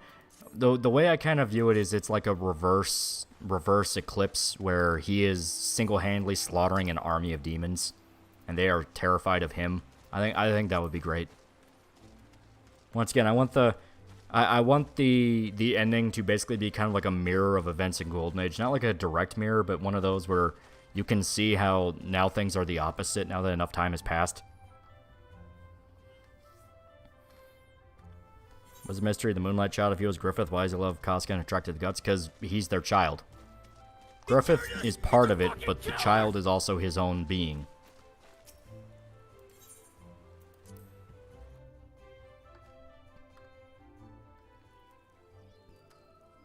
If I recall correctly, Pinhead wasn't a boy, but not necessarily a girl either. Supposed to be sexually androgynous, which, once again, is fitting for Hellraiser. From 100 Manslayer to 100 Possible Slayer? Exactly. Exactly.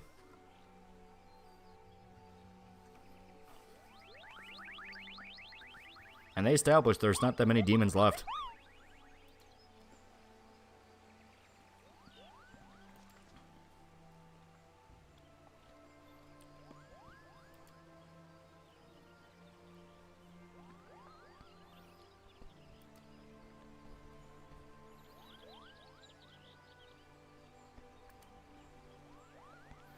Guts slawing demons for an eternity. It wouldn't be an eternity, just for the fight in the Colosseum, to where it's, I want it to be kind of like a I'm not trapped in here with you, you're trapped in here with me moment. You know, let him have that fuck yeah, you know. Thinking of the Moonlight Child like John Silverhand and V, only one has control of the physical body at the time. Yeah, that's the best way to put it. And no one knows which one is the cancer taking over more and more. It could be Griffith's taking over more, it could be the child's taking over more, we don't know yet. Clive Barker absolutely hates the name Pinhead in the sequel Scarlet Gospels. He goes out of his way to try and kill the IP by even ending the book with Satan killing the world. Cult of Personality with $2, we ain't gonna get those fights in only 20 to 25 chapters. Yeah, I know. That was rough estimate guess. I don't know how much is left. We might get more, we might not.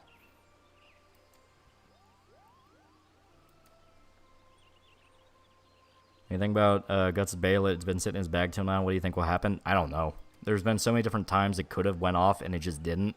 I genuinely don't fucking know. We don't even know if it still works anymore. Because the merging of the realms might have fucked with it.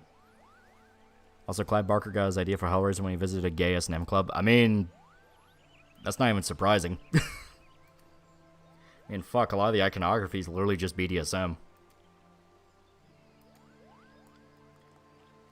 Now, obviously, Hellraiser's a step above normal BDSM, which right there, normal is kind of an operative word, but point remains.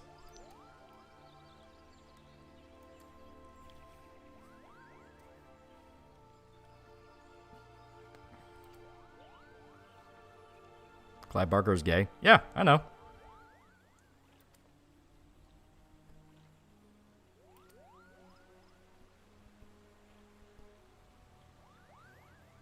Do you think Guts will lose the ability to feel anything, just drop at the end of the manga? I definitely think he's going to die. I don't think it'll be a he'll just drop. I think he's going to die to make sure everyone gets out. I think his mystery behind Guts is black Balet and Griffith's red Balet. It's not a mystery. They explain why. And it's not black, it's gray. Griffith's Balet is the egg of the king, a.k.a. a Balet specifically there to create a new god hand. That's why it's red, because it signifies that it is way, way above normal demons. Guts is just a normal Bailet, and that's why it's gray. He'll just become an apostle.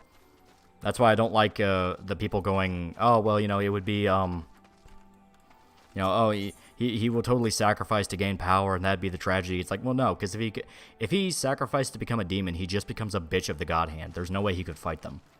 Like, literally, there would be no way. He would be instinctually compelled to serve them, which goes against the whole idea.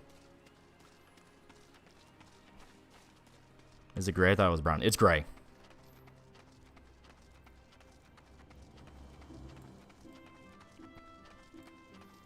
Have you played any of Clive Barker's games like Jericho or Undying? I've not played Undying, but I have played Jericho, and I didn't think Jericho was too bad. I thought it was like, it was okay.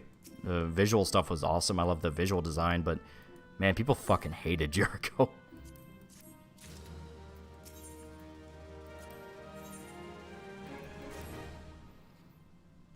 Me personally, I feel like Guts' happy ending still gets his loved one family out alive, but dies knowing they are safe. Yeah, that's kind of what I think. What are the green and beige ones means? Those aren't really a thing. If you're talking about from Berserk Warriors, that's just to visually distinct them from other pages of Baelits. They're not actually different colors.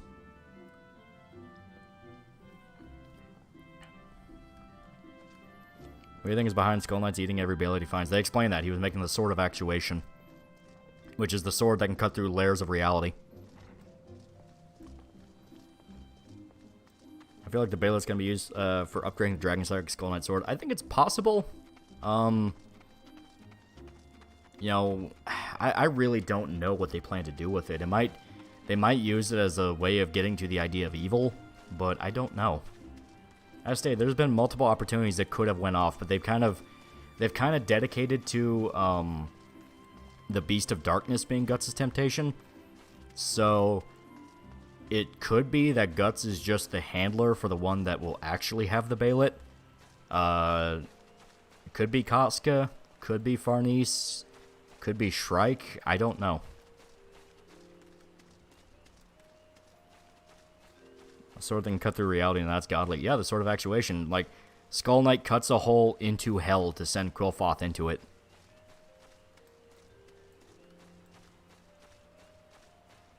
Have you played the Gungrave series? I have not.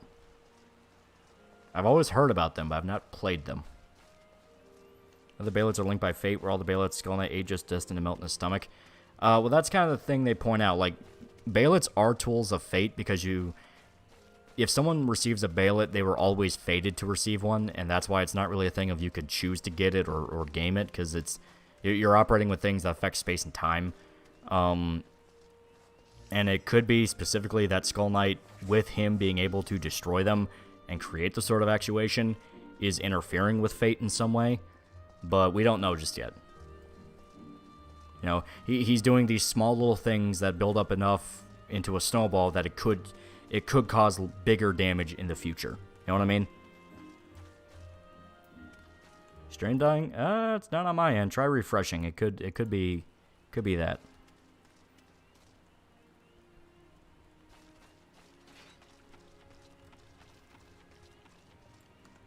What anime manga you recommend for someone who loves Berserk? Vagabond, Vinland Saga, Fist of North Star, Devilman, stuff like that. No, there we go. Yeah, now YouTube's throwing a bitch fit. 2 seconds. Want to make sure I'm caught up on every... Gonna check the Discord again because I kept getting pings. It's probably gonna make the stream die even harder. Why do women like manipulating them so much? Are they not like happy? Are they stupid? Yeah, real questions there. Okay. Stream was choppy. Yeah, once again, that was YouTube. Because YouTube is freaking the fuck out on me on my end. But, you know, it's fine. Oh, yeah, I did just get a ping. Yeah, the bad guy of the fucking Blood Dragon show is going to be Rayman. He's eating sushi off a cowgirl's ass. Yeah, okay. So already it's going to be fucking awful.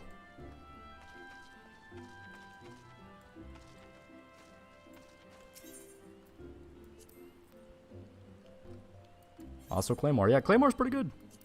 YouTube loves fucking around anytime you stream FF14. I think it's because I use Wi-Fi to stream because I'm not anywhere near my modem. So it freaks out at that. And it's like, dude, really?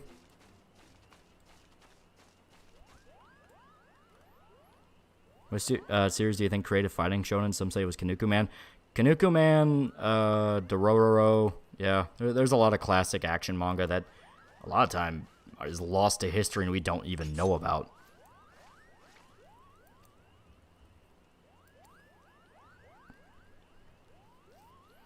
As a fan of Rayman, I hate him being a villain in one other fucking game. Yeah, right? Rayman is in Rayman? Yes, Rayman. I literally got a picture of Rayman eating sushi off of an anthropomorphic cowgirl's ass.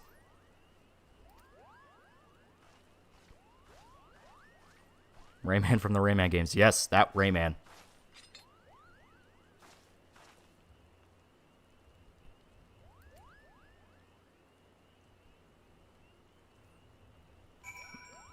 Do you think new MJ design is better or worse than the old one? As a fan, the old MJ just looks like Ellie to me. I don't really give a shit. It all just looks like AAA photorealistic slop to me. All I care about is let me be Spider-Man. Let me be Spider-Man and have fun. Let me just fight bad guys.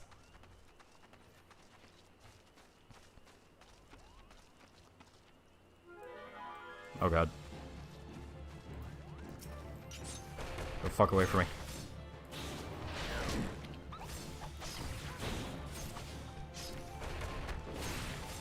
Original Dororo manga is one of my all-time favorites. Yeah. It's one of the ones that pioneered kind of story-based manga instead of just gag stuff. Watch full 21-hour Berserk video. Man, your humor made me laugh. Yeah. Yeah.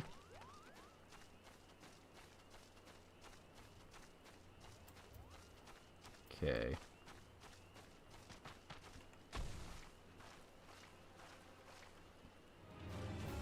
Okay, there we go. Just more square-faced than a Minecraft character. As stated, it's mainly the chin. Rotisserie $10. I keep thinking of the idea of Griffith being reverted back to cripple if falling from General was bad. I imagine falling from God Hand to then subhuman cripple thought was relishing. Yeah, it could be good. Could be good. You know, let him be a cripple and then Guts just steps on his neck. I think that'd be a pretty good fuck you. Like he's literally just stepping on his neck, staring him in the eyes. He chokes him to death. What do you think of Mr. Negative as a villain? I liked him. I actually thought he was pretty good. The fact that he was able to do pretty substantial amount of damage, it was cool. They actually took him pretty seriously. But I will say he was just kind of there.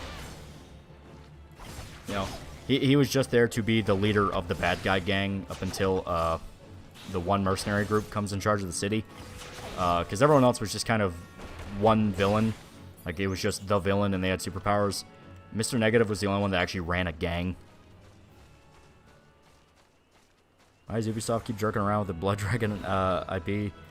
Just give us basically a more adult Chip and Dale Rescue Rangers movie? Yeah, right? You have to remember, corporate executives and marketing people are fucking stupid.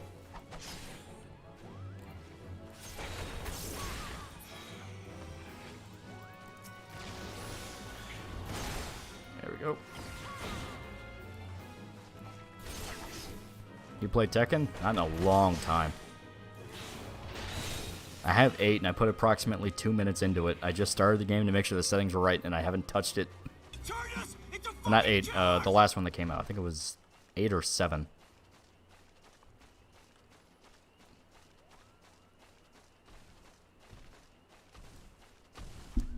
Hit the mic again.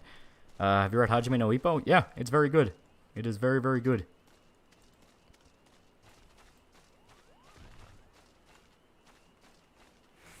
Okay.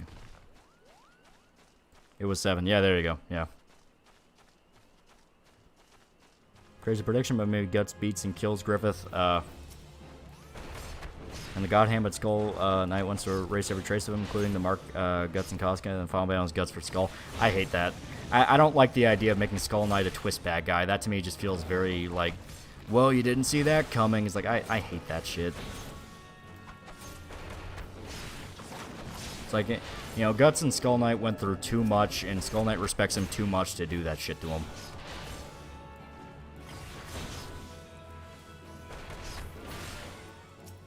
There we go. I want Blood Dragon 2. Is that too hard to ask? At this point, man, do you even really want it? With modern Ubisoft, do you really want it?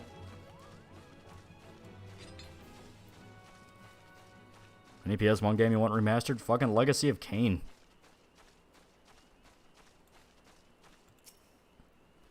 Okay. Remember when the Russian fanbase had a fucking meltdown along with 4chan because Gadget got flied? Yeah. Yeah, that was funny.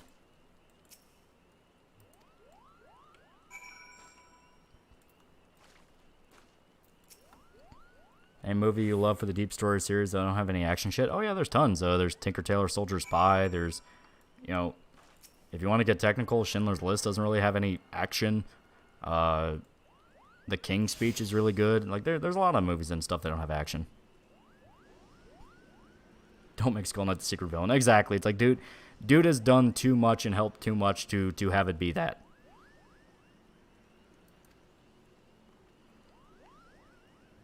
It's weird, even though Infamous Second Son is an older game than Spider-Man, I actually prefer the way Second Son looks more. I think its art direction is stronger. Yeah, you can definitely see it that way. It knew how to mix stylization with fucking photorealism, where it's not trying to 100% emulate reality, it's just using it to work. Okay. So we gotta do the Thormac hard. Okay. We shall do...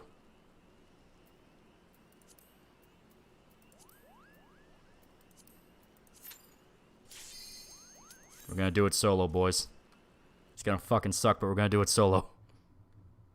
Blood Dragon show is literally made by Eddie Shankar on the MC's self-insert. Check the Discord. No, I believe it.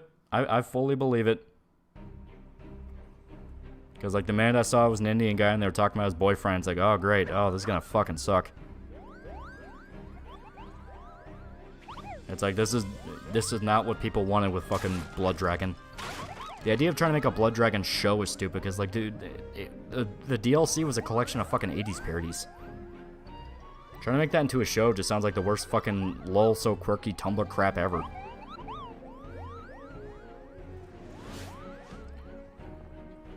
And we're doing unrestricted because I'm not confident enough to do DPS in a party.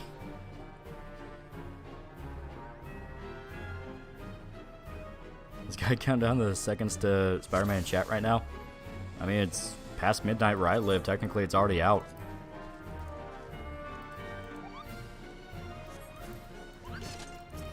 Fucker.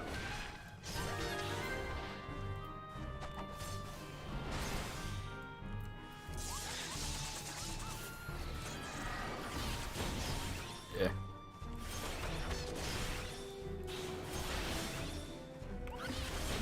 Just $35.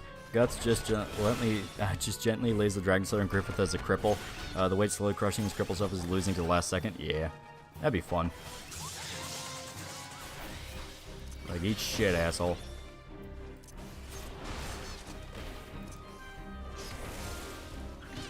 Ow. What are your top 3 manga protagonists apart from Guts? It's pretty hard. There's a lot of them I really like. It's like, I like Thorfinn a lot in Vinland Saga. I love Musashi in Vagabond. You know what, fuck it. You know, I'll go basic bitch. I love Vegeta in Dragon Ball. He is fun. Ow.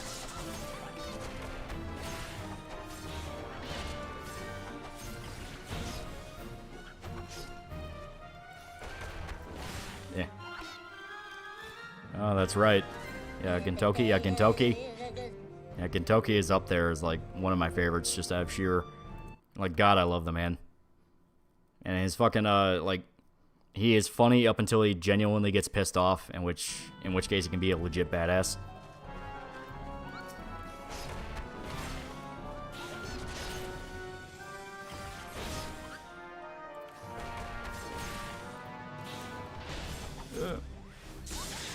Ow.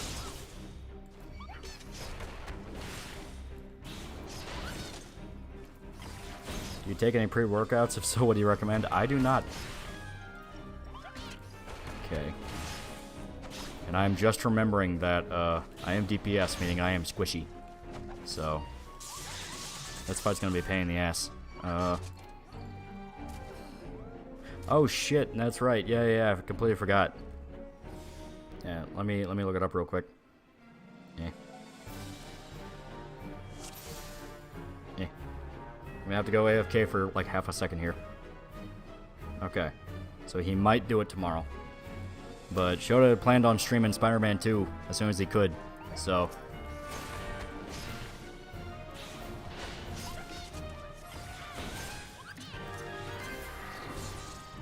Okay.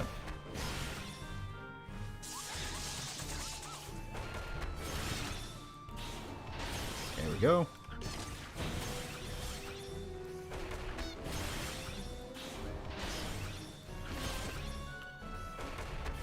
Yeah.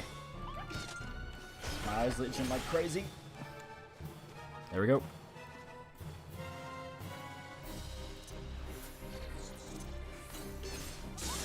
Oh, fuck.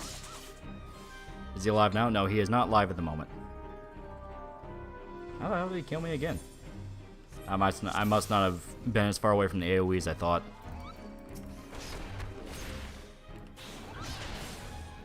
Okay.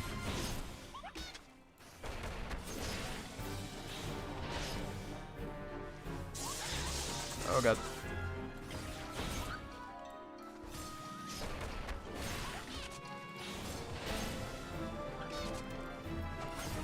Tried joining Discord, wouldn't let me. Yeah, like I said, I tried fixing the link on Subscribestar, but still wants to throw a fit. So if you donated and you try to get in through there, you can just email me and I'll get you in. There we go. Joe's too busy cooming. Yeah, there you go.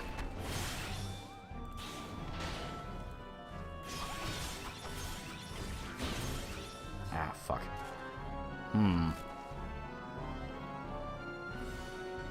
Yeah, we might just be a little too squishy at the moment.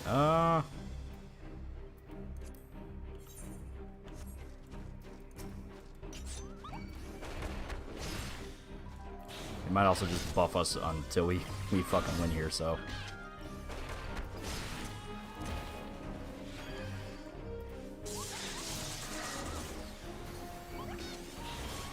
I got some Skull Knight Best Buddy Cop story change. Yeah. Come on.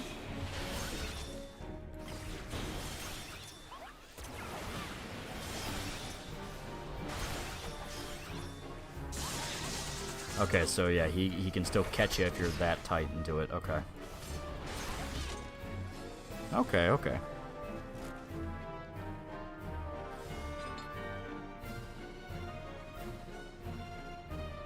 He's out here hustling and fumbling for chat right now, yeah. I'm not seeing the spam on my end, so it could be that it's getting auto-removed or something like that. Ooh, oh, fuck. Ow. Oh, God. Weird. Let me see. Fucker. Here. Let us leave and... Oh. Douche. Should he get his back and kidneys checked? Yeah, he should, but he never does. Okay, now let's leave. What's your real name? Dick Bennington from 6969 Junction and 420 Avenue. Who's gonna leave Bunny Tomboy and touchy PTSD? Yeah, right. We just gotta optimize a little bit because we are over leveled for it. Because I think hard is technically like level 50 or so, and we do good damage. It's just the fact that we're also DPS and therefore squishy. If we did this as a tank, we would have been able to whoop his ass.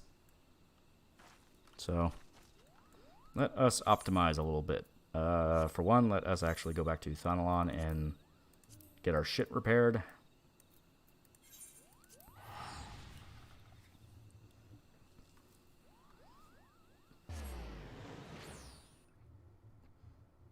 Ever played the 7 stand user JoJo fan game? I have not. The Rapid Roboto Riona by Mook Knight is real. Go help Lolly with the raid? Nah, I'm good. I am good. It is very much possible. It's just the fact of we might need to level up just a little bit more. Like maybe 1 or 2 levels, which isn't too much.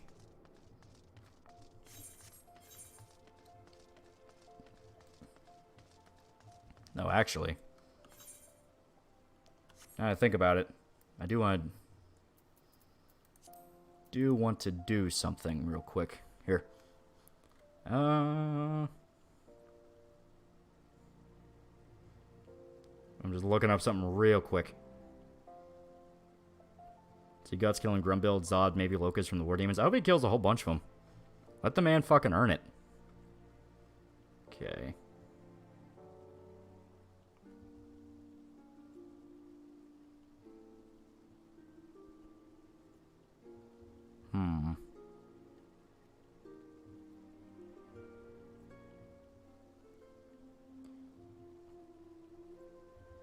Been watching your VOD with Liz, and that streams a gold mine of advice on writing. Yeah. You would be amazed how difficult it is to get people to understand, like, dude, no one gives two fifths of a fuck about your world building. Make an actual story. Okay. Alright.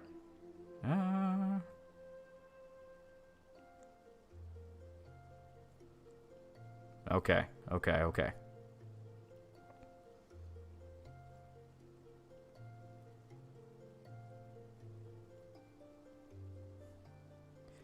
I'm trying to find the actual fucking starter quest. Okay.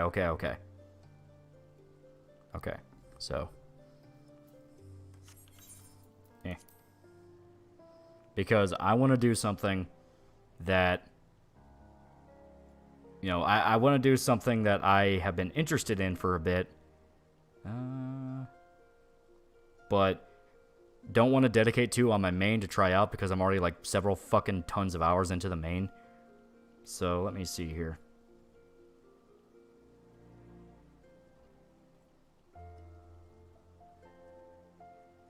Okay, so Black Shroud.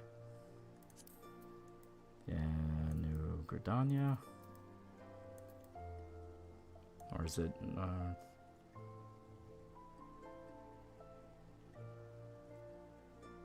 yeah, New Gridania. Okay. So it should be here.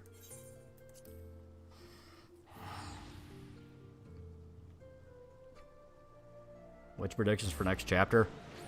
I don't fucking know. I don't know. Favorite Hex Girl? I don't remember anything about the Hex Girls. I just remember them being the fucking tomboy rocker girls in Scooby-Doo. And the best part is I might even be like too low level to actually do this, but we're gonna look around. Okay. Ah, yeah, we are. Fuck. Okay. Son of a bitch. Yeah. Okay. So I wanted to try out Gunbreaker, but we are not level 60, so we cannot do Gunbreaker. So I need to do a few more quests and shit to unlock the Gunbreaker. Do you read any self-help books? No. Okay.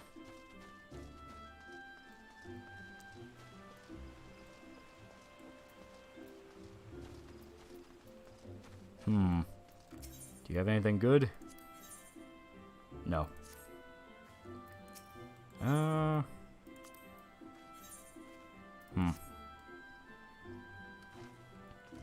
Gunbreaker fun as fuck, man. Yeah, I want to. Like, I really want to. It's just the fact that, you have to be level 60 and we're level 56. Cancer for $2. What are your thoughts on Beastars, if see or read?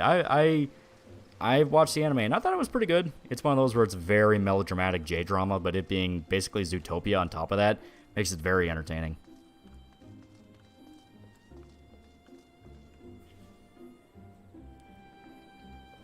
Okay. So... Oh. Being depressed is gay. Yeah, there you go. What do you think of Sabaton? Everyone loves Sabaton. They have good shit. Okay. So we are exactly the level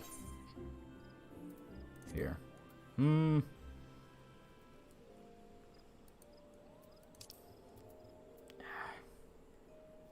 are your favorite YouTube channels? Why do you want to know? Fed. Stinky Fed man. So what series would be the next great but slow progress series after Berserk? My mind's on Drifters. Yeah.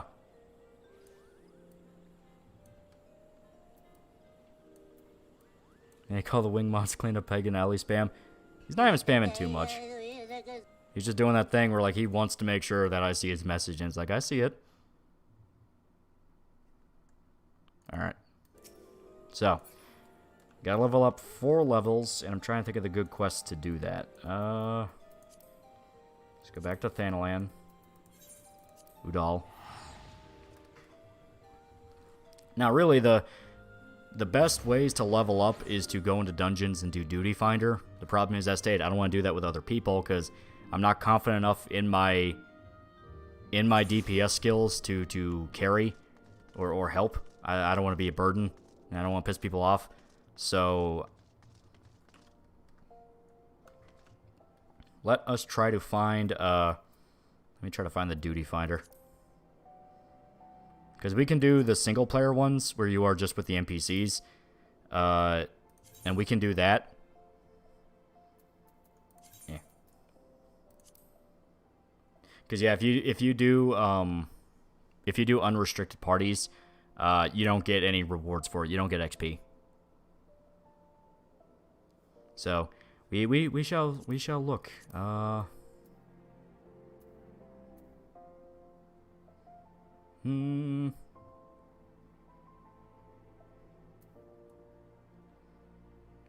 Okay.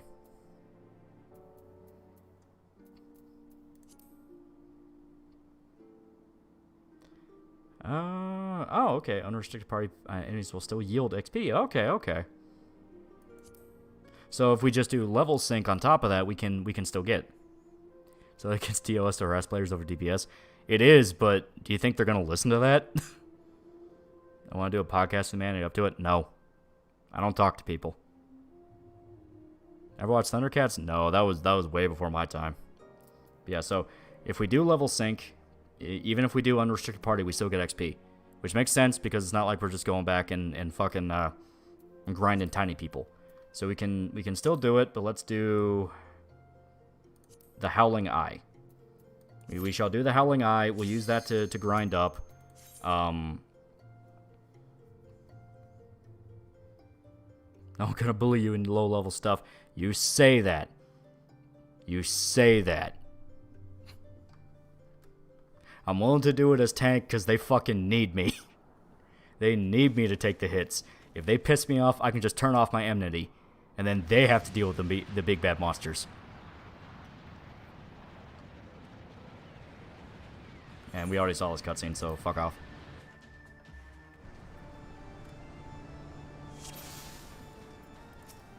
Have at thee, Satan. And this is probably a really bad idea, because I don't have a healer.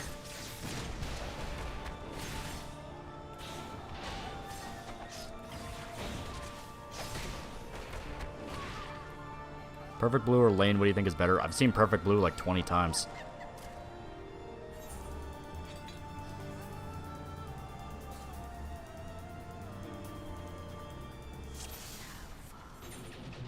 And I forgot, yeah, we still need to repair our shit. Okay.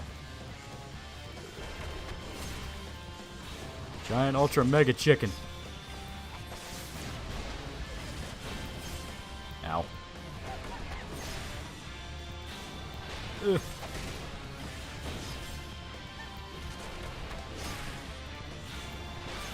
I've seen a pilot for the Amazing Digital Circus. Feels like I have no mouth but I must scream on acid. I saw it, yeah. I saw it came out. I don't know if I'm going to watch it. I am just so done with, hey, YouTube animator thing.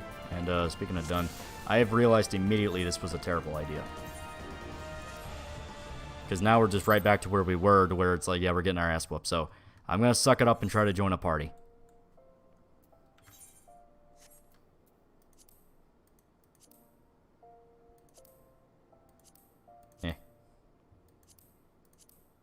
Where's my duty finder? There it is. But I realized immediately this was a bad idea.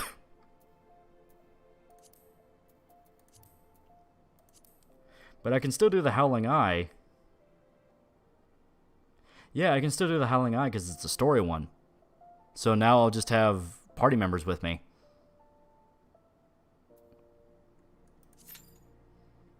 Ah, no, okay, it's gonna make me play with people, okay.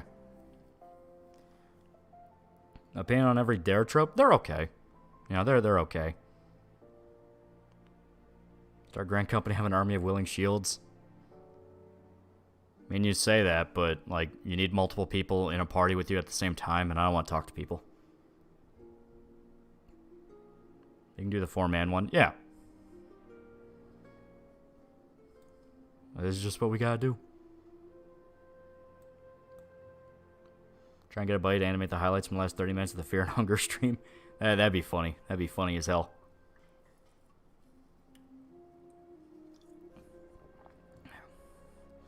Which dare trope are you? I'm gonna dare to whoop your ass, boy. That's what I am. Alright.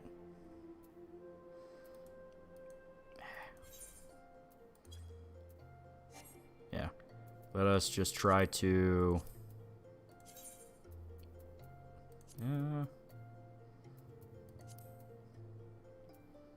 yeah, leveling. Venturer in need. Oh, yeah, that's real fucking nice. We need a tank, and I'm not a fucking tank. MMO not socializing? Yeah. Well, this is Final Fantasy, so, you know, you don't need to socialize too much. Level sync to items we adjust to indicate level. Okay. Let us... I guess we can do Stone Vigil.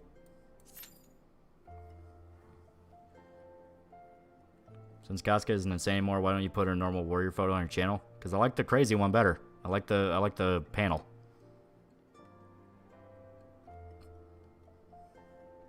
Shocker, I'm one of the people that actually likes the period of the story when she's insane, aka 60% of it. If you want to use NPCs, you gotta use trust menu. Huh.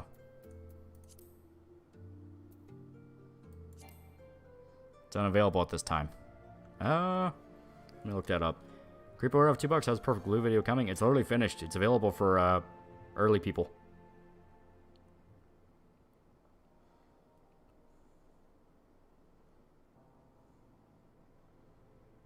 Okay. In your opinion, what separates a good tsundere from an annoying one? Don't have her be fucking bipolar. Don't have it be like, oh, well, I hate you, and then I like you, then I hate you. It has to actually feel natural. Shocker, give her a character arc.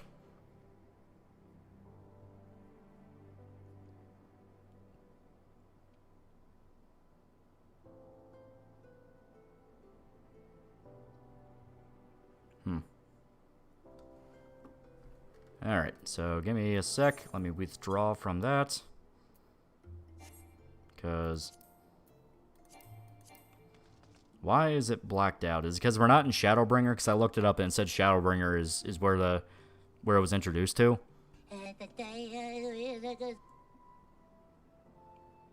So don't make her act like a woman. Yeah, exactly. Okay.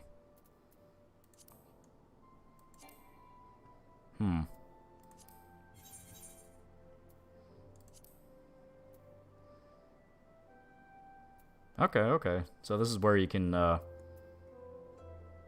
just look under duty support, apparently. I've never fucked with this system, so I don't know. I've always just went into random. Perhaps they do support for all the old engines too. It might just be something I'm just not seeing, so. It could literally just be this that I'm looking at right now. Never mind, you found it. Okay, so yeah, this is the menu, okay. In that case... yeah, let's do this, because should be able to give us XP and items. As stated, this game's really good for people who don't want to talk to other people. Can you confirm the audio in the new Perfect Blue video is better than the old one? I think so. One might even say it's too loud now. Thoughts on Parasite Eve? It's pretty good. Pretty fucking good. When Perfect Blue video coming out? It's soon, yeah. Right now, it's for the older people. People only care about world building that involves characters we give a damn about and how it affects them. As stated... oh, right, yeah. This is a story cutscene. As stated, it's like you need to have an actual story on top of it. Don't You know, you are not that guy who can be Tolkien and make a fucking... No one gives a shit about your made-up language. I'm sorry to be the dick, but no one gives a shit about your made-up language. Have you read the manga? All you need is kill? Yeah, and I've seen the movie. It's pretty good.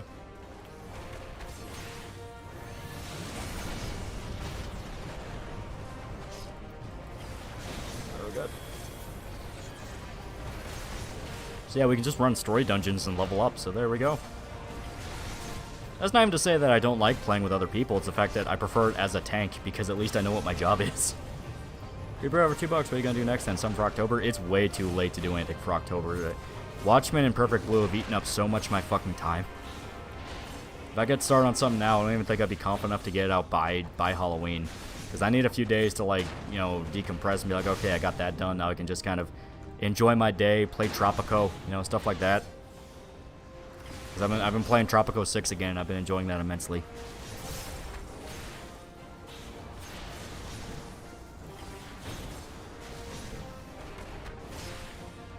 I can be the resident heal slut. I'm not a healer. I'm DPS. And I want to switch back to a tank because I've learned that I have no idea how DPS works and I'm scared.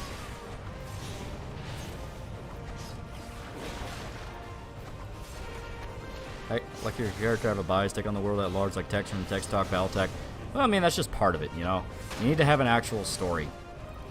You know, that is something where you'd be amazed how little people actually understand what I'm talking about with that. It's like, you know, an actual fucking story and plot. Ah, fellow Presidente, yeah, right? Hail Tropico. Sell out to the capitalists. Always sell out to the capitalists. 100K per boat, motherfucker.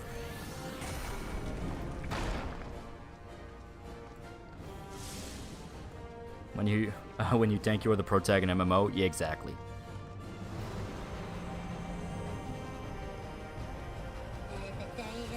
Just kill things, take the edge off healers. Only use AoE on groups of 3 or more enemies. Too complicated. Just let me hit 1, 2, 3, 1, 2, 3.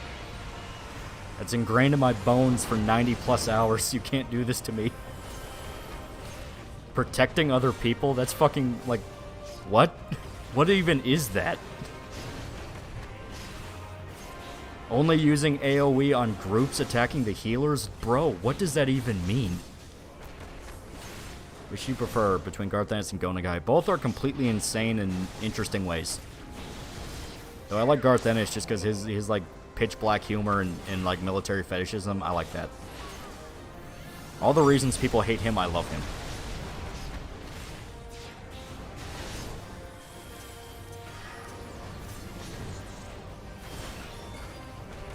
Do you have other videos planned for October? Do you still plan to do them or push them in next week? I'm pushing them into November. I just flat out don't have a choice. I already know what the next 3 videos are going to be. Bitch, that's what you do as a tank by drawing an aggro. No, it's different. Because I just hit 1, 2, 3, 1, 2, 3. It's different because I say so.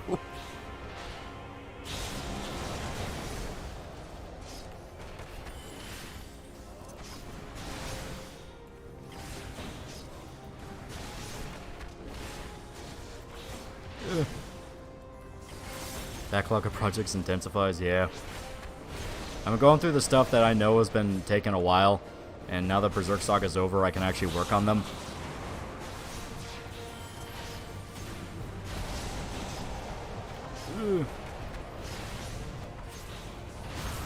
Garth has been horrifically misunderstood ever since The Boys show came out. Yeah, and it's purely because Amazon convinced a bunch of people that The Boys always sucked. It's like it didn't. I can tell when no one read the comic because they're like, oh, it's just full of I hate superheroes. Like, okay, so you didn't actually understand what the story was talking about.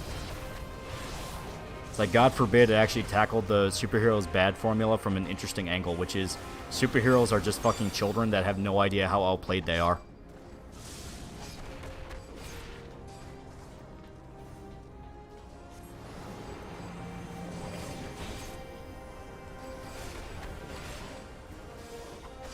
Perfect Blue and constant gaming streams is enough, yeah.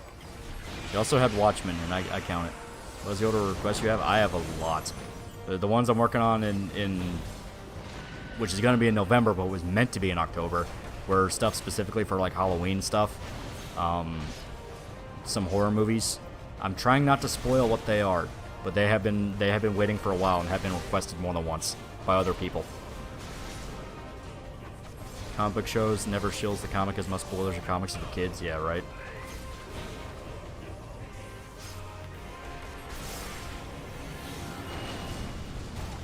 Ow.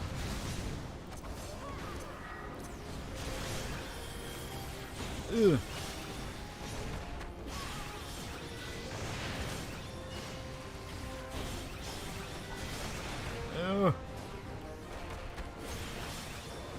I love the Boys comic. I will say personally, I enjoy Preacher more, but when the shows come out, I knew they were gonna suck. Yeah. Well, Preacher has a really interesting story. I like the whole like Western vibe that Preacher has.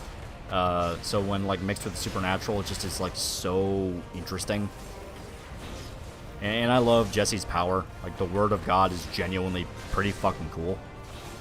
And the ways that it has rules that like make sense and like there are people that can find ways around it. It's genuinely cool. For Dark Magician or Blue Eyes White Dragon. I never got super into Yu-Gi-Oh! I only know bits and pieces from what I remember as a kid, and I always remember Dark Magician looked cool. The comic is so childish and edgy, though. Meanwhile, the show is just shilling everything the comic made fun of. Yeah. I don't even think it's that childish. I think it's people that genuinely, like, once again, it's like the Persona 5 girls in bikinis thing. It's like you are unable to look at something past the surface level, which is, yeah, Homelander's eating a baby, but there's a deeper reason behind that. It's like, what is anything that's willing to be dark and fucked up automatically childish? Because why would you need to show that? It's like, fuck you. You don't need, you don't need to have an excuse for anything. You can just do it if you want to.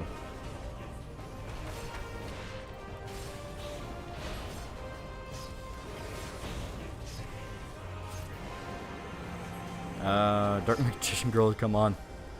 Surprised no one asked you to review Yu-Gi-Oh! There's been like, haha here and there, but yeah, no one's like seriously put in a request for it.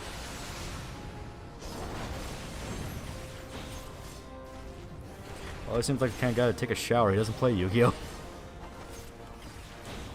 The arc where Jesse is put on the underwater coffin by his family starts hallucinating. My favorite part, Preacher. I like that one a lot. Yeah, that one's really fucking cool. I love when Arseface comes back and like he's super fucking pissed at Jesse. I love that one.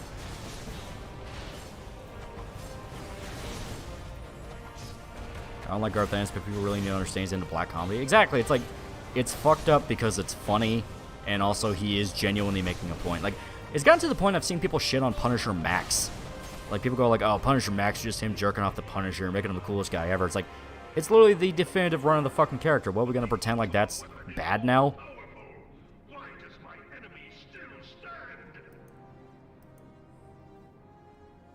you like pine cones? I don't know. They're just pine cones.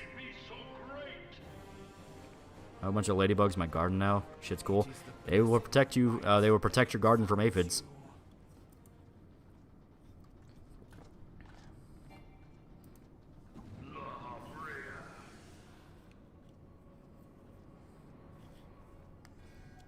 Your foe acts under the protection of the crystal she bears. Who's your childhood crush? Are you talking like in regards to like fiction? Because I don't even fucking remember. Beyond. Like, no definitive one. There were, like, girls in, like, cartoons and, like, anime I would watch as a kid that I liked. The hammer of darkness must needs be brought to bear upon If you're asking about, like, actual person, I don't fucking remember, dude. and so it shall. For the ultimate weapon is Dipped out of the stream looking at MP5s. I want to buy. How are you? E. It's pretty good. It was Kusanagi, wasn't it? She was one of them. Butcher taking the crowbar to his head. Fantastic kill. Bittersweet and epic. Yeah. Preacher crossed even his hated Hitman run in the 90s. They kept getting censored by DC. Something deep under the humorous fucked up shit. Yeah. Well, Crossed is the only one where I'm willing to go like, yeah, that one just doesn't work for me. That one is just gore and death for the sake of it. Because he kept killing off characters that could have legit been cool. Just because, like, oh, haha. But, like, Crossed and, Crossed is different from Preacher and The Boys and Punisher. It's like, dude, don't throw the baby out with the bathwater. It's like, I get it. You're tired of my superhero deconstruction. Garth does do things differently than that. I sought the life force of the primals for no other reason but to quicken the core. For Cassidy is such a massive piece of shit of a character, but he's one of my faves, and his final scene with Jesse is legit sad. Cassidy's really fucking cool. Like, really fucking cool. And I really like the guy that got to play him in the show. It's like, they understood, like, that white trash con man vibe that Cassidy's supposed to have, which is so interesting for a vampire. For my god to be reborn.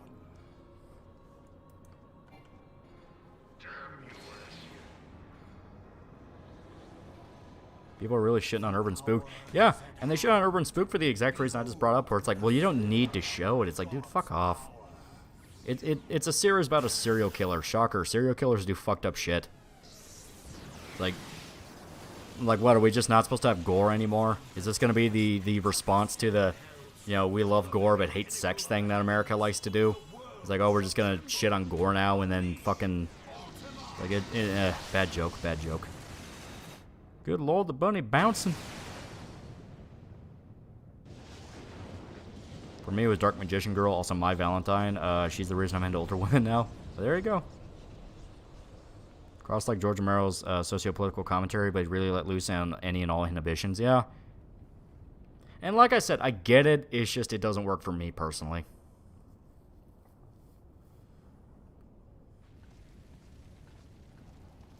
Ted Bundy will kill you and fuck your corpse. Yeah, right? It's like, it's a thing actual serial killers do. Look into the shit Ed Kemper did. Dude was a literal fucking slasher villain.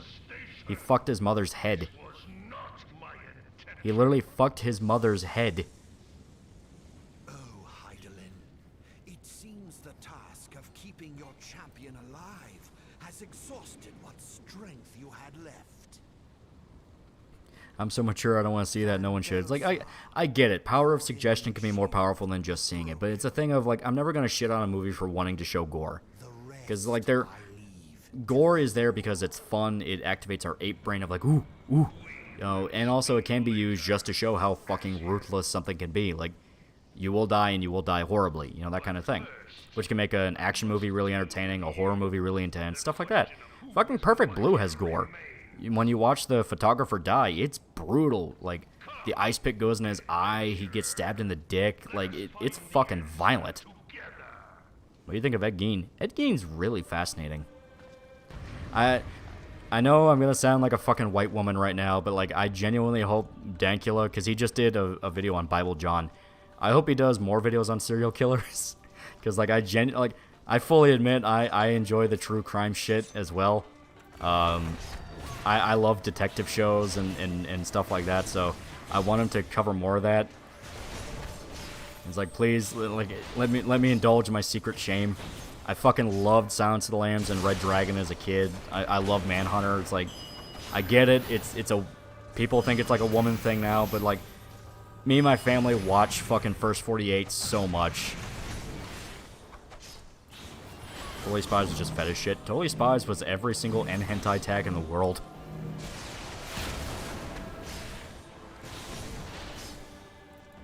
Gonna be stylized like Tarantino and stuff. He's inspired by Chainsaw Man. He's inspired like Chainsaw Man. Yeah. People love violence, you know? It's our weird hypocrisies.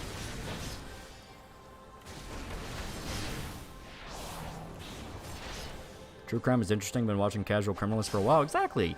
You know, it's cool. Good gore is dragging the idea of human exceptionalism down to the ground. Well, it's also just, it's cool to see. You know? People like seeing the guy's head get blown off in Pulp Fiction, because it's fun. I saw someone say they don't like the Boys comic because they felt sad about the kids molested by Xavier parody. I mean, yeah, that's the point. It's like, no shit, it's mean-spirited. It's like it's like saying you don't like South Park because you feel it's too mean-spirited. It's like, that's the joke. Can't wait for Wendigoon's Unabomber video. His interview with an agent who worked on the case shows he doesn't like the guy and has some opinions, as you and Shota. Well, yeah, because, I mean, it's a thing where it's funny to go, haha, TK was right. Then you actually look into a lot of the shit he was saying. It's like, dude, you fucked yourself out of becoming a legitimate icon to a movement because you're a fucking autist. Like, because you needed to blow people up, people who had nothing to do with your fucking Cultural Revolution shit, you fucked this for everybody. Everybody. Marquise Cortana, $5. Remember, most of these folks love body horror unless it hurts your peepees. Remember, gore okay, but not to insert protected group here. Yeah, that happens a lot. Yeah. Ow.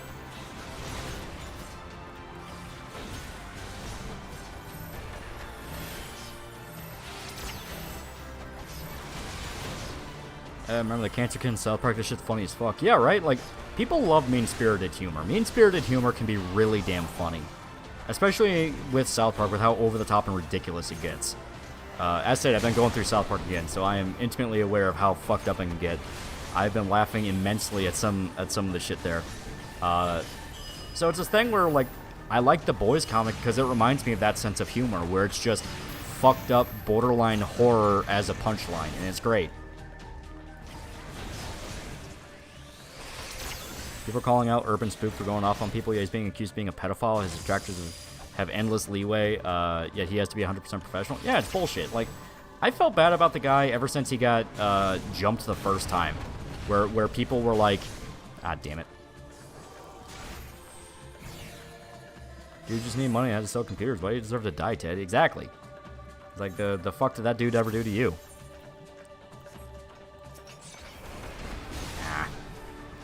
But, you know, it's a thing where Urban Spook got jumped the first time, and it was because the Fucktoid Corey, which was the painting by the serial killer talking about how he, like, took, I think, the lower half of a little boy's corpse to use as, like, a sex doll because he wanted to fuck it.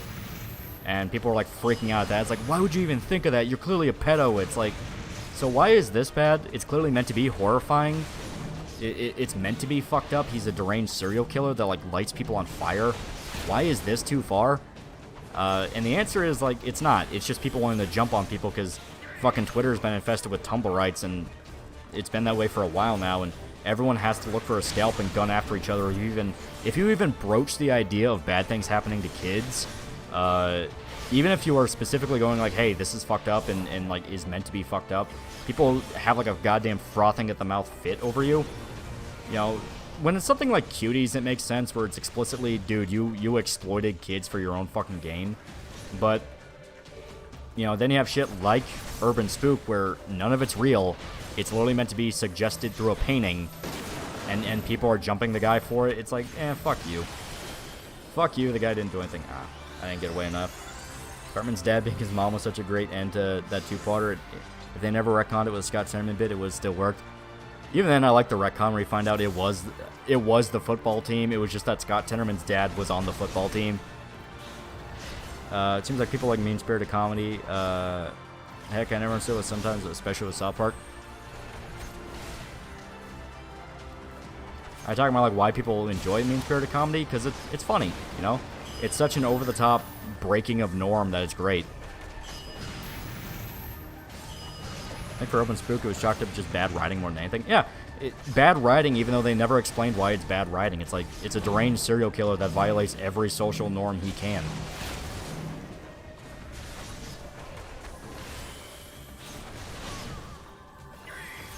Ugh. I'm not even, like, a big Urban Spook fan. It's just the thing of, like, I saw what they were complaining about, and I thought it was stupid. Because it's like, hey, this is just fucking hypocritical. Especially when it was, you have to walk those orbs that appear with the purple links. Oh, I thought we avoided them. I couldn't remember this fight. But,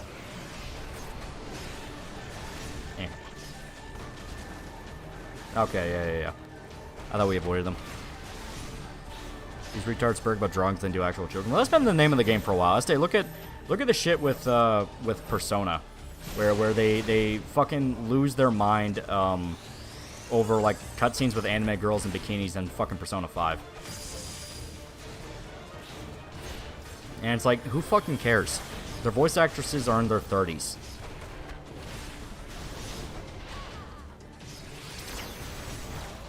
And saying to not like mean-spirited comedy. Oh, yeah. Well, I mean, I can understand not liking it. Twists in South Park in a while. Where, like, Cartman genuinely does the selfless thing, and he gets fucked over so bad for it. Get away from me. Oh, God.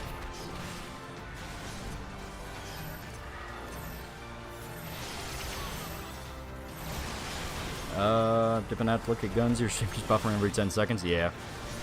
Let me take a look at that real quick. I'm doing all right. So it's YouTube having another shit fit. So you might want to refresh or something like that. I think they said, oh god. Yeah. Get rid of the fucking map. Get away from me. I think they said something like, okay, are the tapes from the cops of the serial killers never clear? But that's like the only decent critique of her, the urban horror thing. Even then, it's like, well, dude, I mean, that's obviously going to be revealed later. It's like, shocker, analog horror, the entire point behind it is it's very vague and cryptic.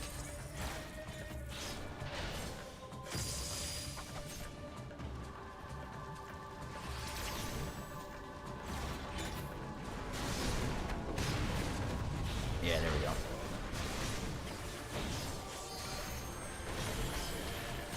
I care, lol, I care about those 30-year-old Asian women aren't in my area, like the link on Pornhub says. Where YouTube fucks you like this, but show streams are completely fine connection-wise.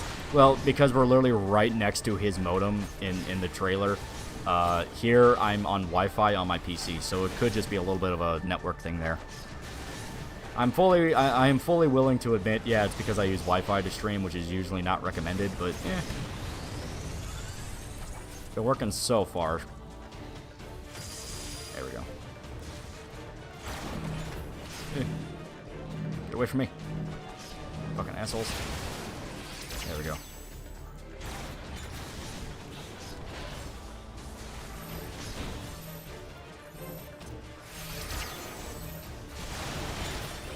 Ah. I didn't even see what got me there. Fuck. I know what you wire, because my PC is in a completely different room. The modem has to be in a specific area of the house to cover the whole house, and my PC is away from that. Okay. Yeah, I keep forgetting this one's a pain in the ass because it's AoE hell.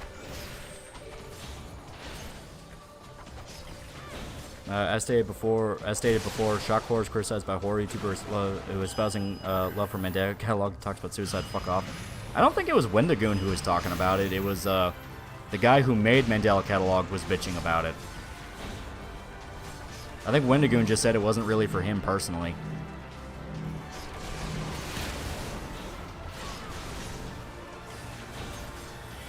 Is Shota even awake? That is the question. Shock horror is more effective. It can be more effective. It's a tool in the box like any other aspect of horror. I say, I don't think urban spook is perfect. I'm kind of worn out of analog horror shit, and I'm kind of exhausted of the genre. I'd rather just watch a straight-up horror movie.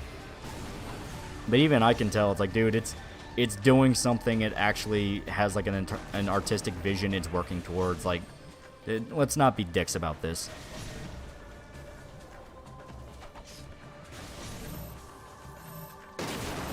Ow.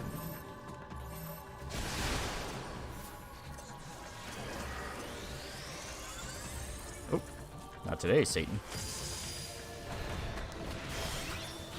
What's your favorite horror movies? I love The Exorcist. I love Perfect Blue. Shaun of the Dead is up there, even though it scared the shit out of me as a kid. Yeah. Oh, fuck. I love Evil Dead 2. There's a lot of really good ones.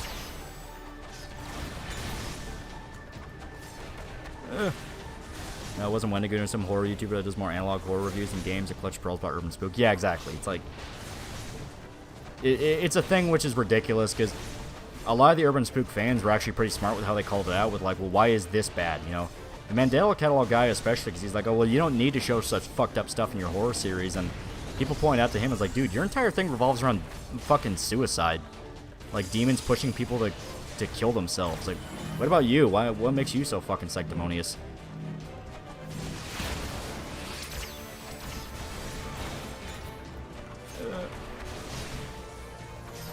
Alright.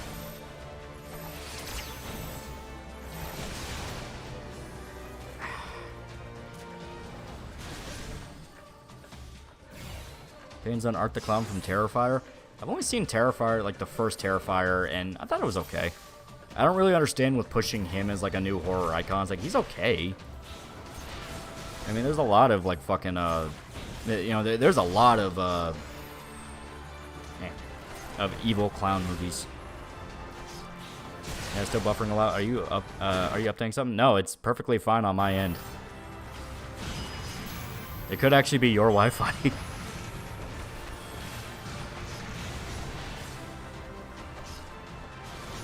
Ugh.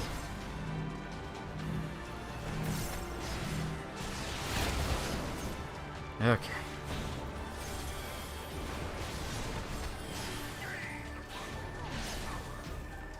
Alright. And I might have to ignore chat for a little bit just to get this done. Because I keep looking away and I keep falling into AoE shit. Alright.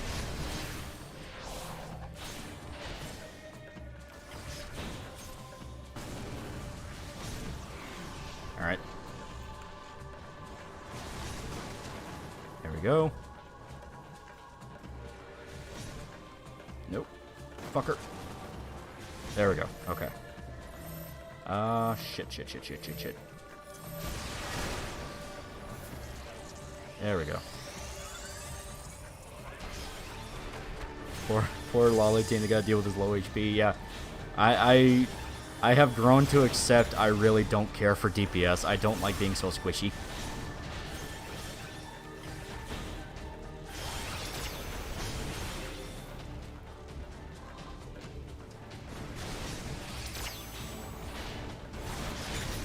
King Crab Cakes for 10 bucks.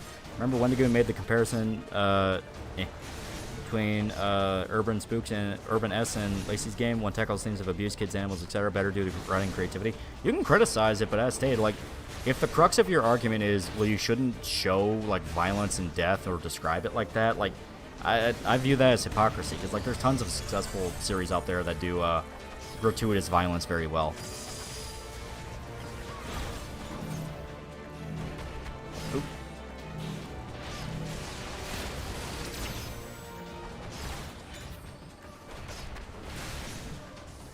Oh god.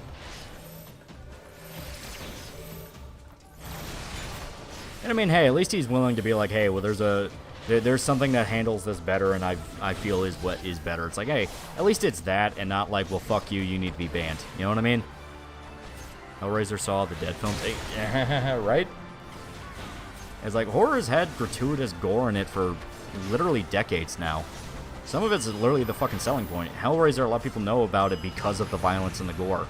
Same with Saw, same with Hostel. Like, some people look down on it and go like, oh, well, that's just torture porn, gore porn stuff, but they made a bunch of fucking money.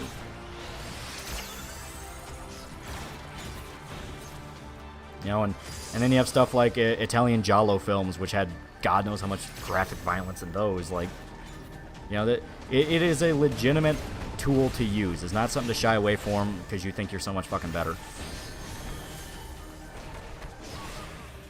You ever watch Blood and Honey, the Winnie the Pooh horror movie? If so, thoughts? I never fucking wanted to check it out. It looked terrible.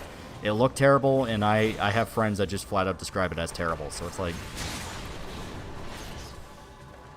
I'd defend torture porn if it's not used correctly. Yeah, I mean, like, there is legitimate stuff you can watch that is just simulated torture, and it's meant to be like torture porn. But a lot of the times when it's used, it's not really describing that. Like, something like Saw, I'm willing to lend the argument there because, I mean, a lot of the reason people saw those movies is because of the traps. They wanted the violence, they wanted the death. You know, it was the selling point of, like, they would show off different trap designs and like, oh, the guy they got to do the trap designs in the previous Saw movies is now the director of Saw 7, you know what I mean?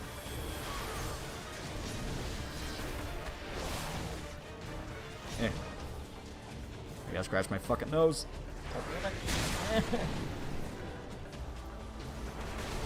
It's always the times you don't need to fucking scratch it, but when you need to focus on something.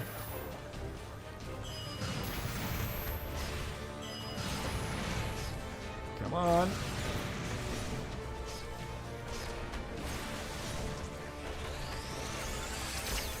Work, bros.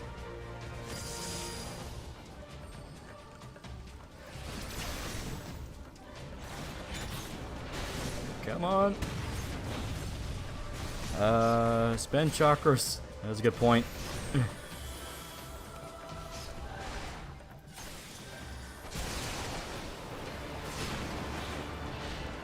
Like I said, I'm built for tank. I like my 1-2-3, 1-2-3. George Romero did it well, yeah. As stated, you know, gore is very important to horror. It's been used in, like, legitimate drama films before. I mean, if you watch Schindler's List or Saving Private Ryan, technically drama films, they are very violent, very gory. You know, it's an aspect of filmmaking people love. You know, it's well regarded because of reality, you know, shit like that. Because, hey, if a guy gets thrown out of a truck and smacks to the ground 100 feet out of the air, he's going to turn to paint.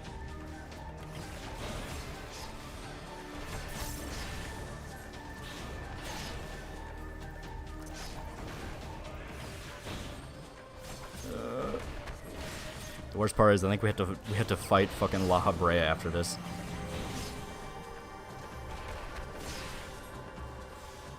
So far, the best video I've seen on Urban Spook is The Limitations of Horror by Dead Hats. He actually looks at the situation fairly and changes his initial opinion to avoid being a hypocrite. Yeah. It's a thing where I could smell it was a, built for tank. Damn, well, I didn't know you were a chubby chaser. But no, it's a thing where, like, I could tell it was a social trend. It was, hey guys, there's chum in the water, let's go after this guy because he's now the deemed target. And I thought that was bullshit. You know, it's not a thing where I'm like, oh, well, I want to be a contrarian and shit like that. It's like, no, I legitimately thought it was bullshit the way the guy was treated.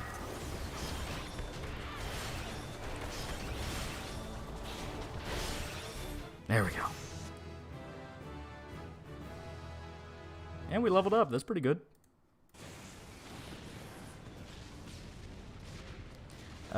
Pepe Popo for $1. Well, I've been trying to support you on Subscribestar, but they keep rejecting both Visa and MasterCards. I'm sorry, man, but I love hearing your streams. Also, at least you're honest with not wanting to do videos, and like SFO keeps running away and coping.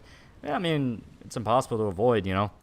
And I'll still do videos, but I'll at least be honest where it's like, hey, this is something that I don't have a lot of experience in, or is covering something I think is genuinely unethical. You know, shit like that. Like, I genuinely view HBO Watchmen as unethical because it dragged in a bunch of actors and used them as shields so the writers can jerk themselves off. If you like 1-2-3 combo, you switch to MCH once you get to Ishgard. Yeah. I should.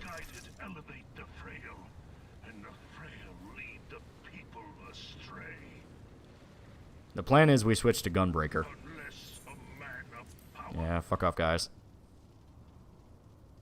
Okay, yeah, we're already level 57, so there we go. That's pretty good. That's pretty good.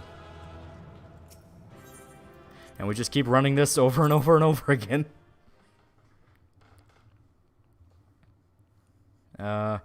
Someone said best of me years about why ecchi harem mostly take place in high school. One, supposed to relate to teen boys.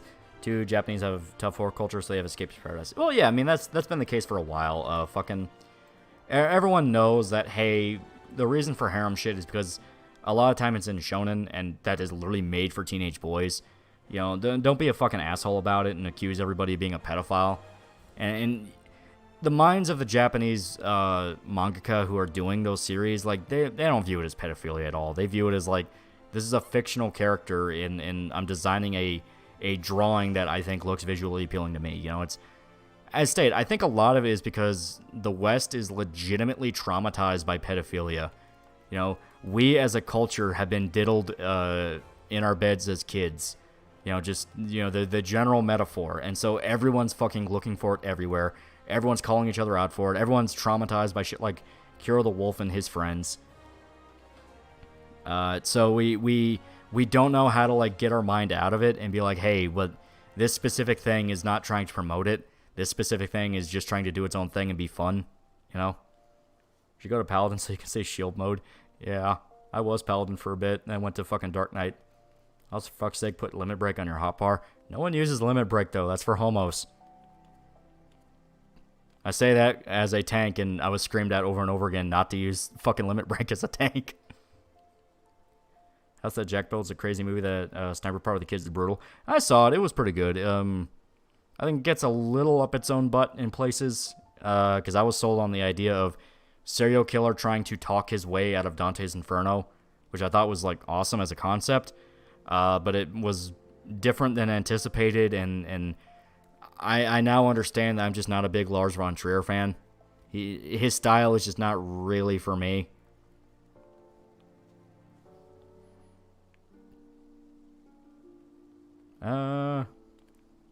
Killers of the Flower Moon has some really grisly violence at parts. I believe so. It's Martin Scorsese. Okay. So, with this, I'm going to swap on over because it's 2 in the morning here. So, I will come up with a plan in order to get this to work, because I'm basically going to have to run the final dungeon over and over and over again to level up, so I can get to Gunbreaker.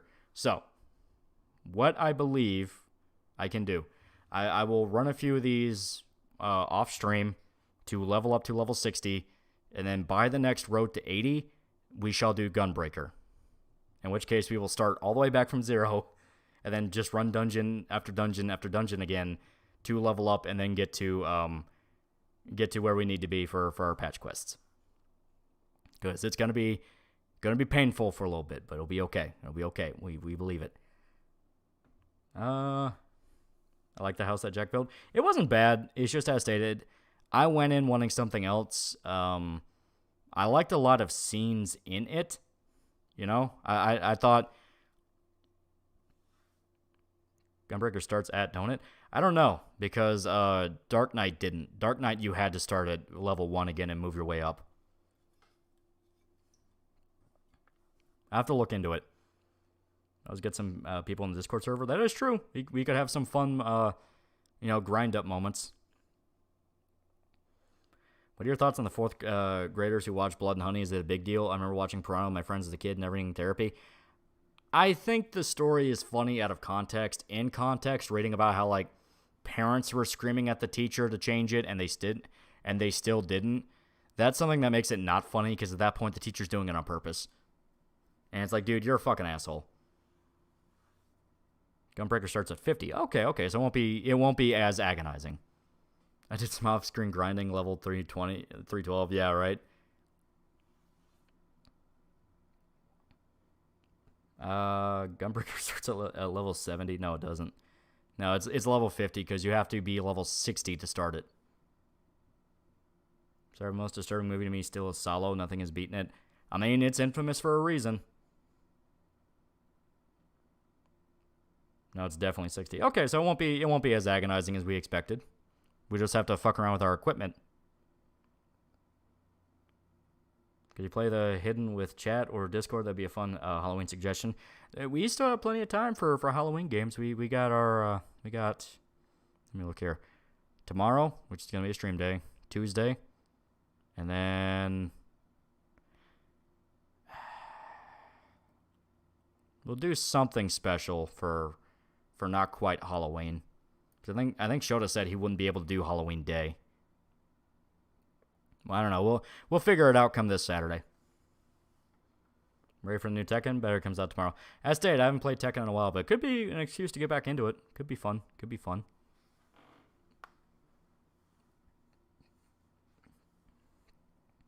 Teacher turned the film off at 20-30 minute mark. That's when tits are shown. So all the violence is okay, but tits is where the line? Okay. That's literally a South Park sketch right there. Would it be correct to say you met your friends the same way Carl Octane Hunger Force met his via funny shoving match? I mean, we met in school, so kind of. It was more of like we would just sit at the same lunch table and go like, hey, man, want to hang out? And we just, stuck together. Serbian film's real disturbing. Serbian film's so over the top, though. I don't know. Play the furry inflation platformer should count as a horror game. Which one? That's the worst part. I have to ask, which one? My Christian Paladin bros don't get enough credit. Paladin's not bad. I just like Dark Knight better. Paladin, because Irishman has talked about getting into Final Fantasy XIV. Me and Shota are trying to groom him into it. Eventually he will, because he loves MMOs and shit like that. Stuff he can play with buddies. So I want to get him into it, and he says he wanted to play a tank. So I will push him towards Dark Knight or something like that. The way I describe it is like, Paladin is still very, very good tank. It's one of the best tank classes, I'd honestly say. I hear Gunbreaker is a lot of fun, but it can be kind of a pain in the ass. Dark Knight is the best if you want like a mix of offensive. Like, a mix of I can fight versus I turtle up and I let things hit me. Make him a heel slut. I think he hates being a healer, but yeah, that'd be a funny one where it's like, hey, dedicate time in this class. You get pretty good offensive shit later. Remember what the MPAA says, horrific, deplorable violence is okay as long as people don't say any naughty words. That's what this war is all about. Yeah. Paladins say that simping on unlawful sexual relations for marriage is wrong. You think Frank Miller will ever make a cyberpunk story? You think it's not his thing? He's mainly into noir, so maybe if you ever did like a Blade Runner thing, I don't know. The jungle one, I forgot the name. Yeah, I think a dude already named it, like Tribal Hunter, the one Seth talked about.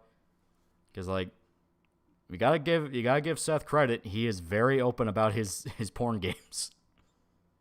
Though to be fair, he outright says like he doesn't play Tribal Hunter as a porn game, and he's like, no, but this is just genuinely really good. It's like, okay, for now, Seth.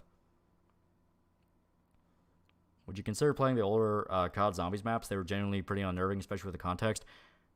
That would be fun. Me and my friends put a lot of time into Zombies. It was great.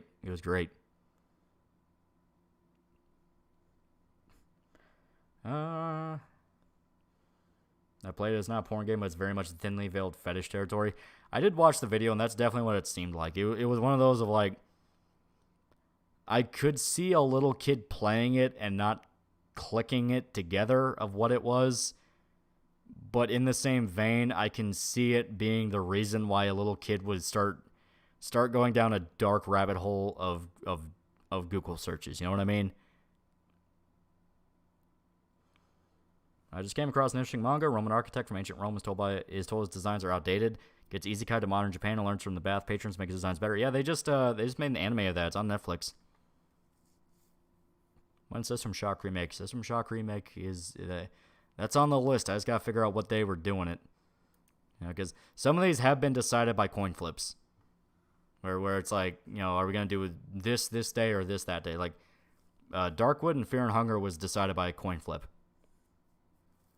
which is kind of fitting for Fear and Hunger. Thermi Roma, yeah. Have you played the Night Dive Quake remaster? I still need to. I bought Quake on the Switch, but it wasn't the Night Dive remaster, so I need to actually like check out the one they did, because apparently they give you a whole new episode.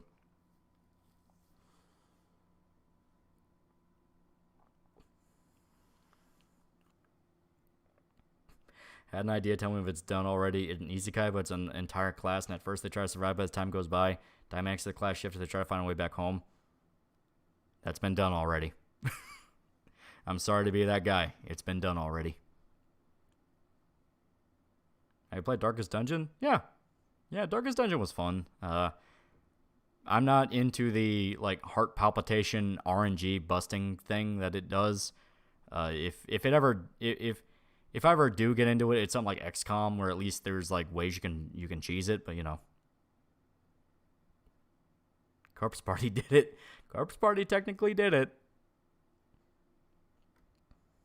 Every isekai's been done. That is true. Like, it's a thing where I think everyone's tired of modern day Randy that's blatantly self-insert gets isekai. Like, get nuts with it. If do like Conan the Barbarian isekai, where he's thrown into like, ultra positive bright fantasy land, but he's still like fucking warrior king dude.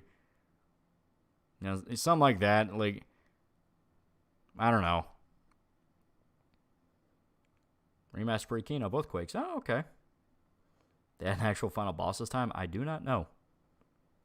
Samurai Jack but Conan. Yeah, something like that. Which you can argue is kind of primal. These guys just fucking garbage. It's definitely so worn down that, like, nobody's going into an isekai story for the quality. It's purely just the gimmick sounded cool. Yamcha wants the best isekai. Conan, but as a Marine. See, right there, right there, you're fucking up.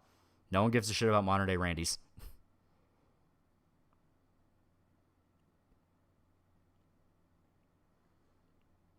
New isekai idea. Guy gets isekai to another world and gets his cool new power. His knowledge of video games helps him learn the most efficient way of doing things. Pretty unique if you ask me. Or isekai takes itself seriously. Yeah, that too. And the power wank. Yeah. That's another big aspect to it. Primal was an Age of Empires speedrun, and Dude and Rex killed every empire. Yeah. It's waifus and power fantasy these days. Not even good power fantasies. It's still like, oh, I'm pathetic dweeb man. It's like, no, let him be a fucking Uber Chad, you know? You know, let me have my warrior autist where all they know is violence and war, you know? And that's what I want. Have you read the Ghost in the Shell manga? Yeah. Yeah, it's pretty fun. Definitely a lot different if you watch the animes. It's a lot more lighthearted and fun and like there's outright jokes to it. Not an isekai. Wizards running their own small business. It's a comedy. That's also been done before. Kiki's delivery service. Going to get sent to a planet in the future like Callisto Protocol. That could be cool.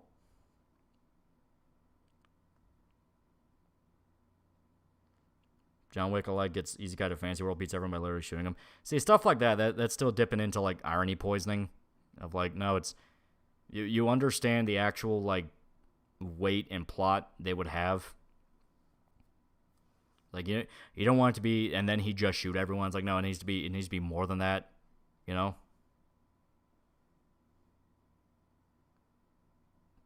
When I'm describing is vague, and that's because it is genuinely hard to describe.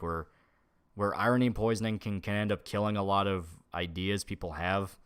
Because they lean too hard into going like, well, I'm different from every other thing that uses a trope. It's like, no, it's not supposed to be a thing that you call attention to tropes. You know, you just use the trope. What about Joker buying a taxi? We call this driver taxi. Is there any sci-fi manga with a guts type character killing aliens like Berserk in space? I mean, technically, you have stuff like Gantz, which maybe. It's a joke. I know, but it is a legitimate thing to talk about, you know? Is the Hanged and Sun social link worth doing in P3? You should be doing every social link. Would you consider rewriting the later seasons of Castlevania or AOT? I don't give two fists of a fuck about Attack on Titan, but Castlevania could be interesting. Because I could actually pull stuff from the lore and go like, hey, people telling you up and down there's no story to the series, they're fucking lying to you.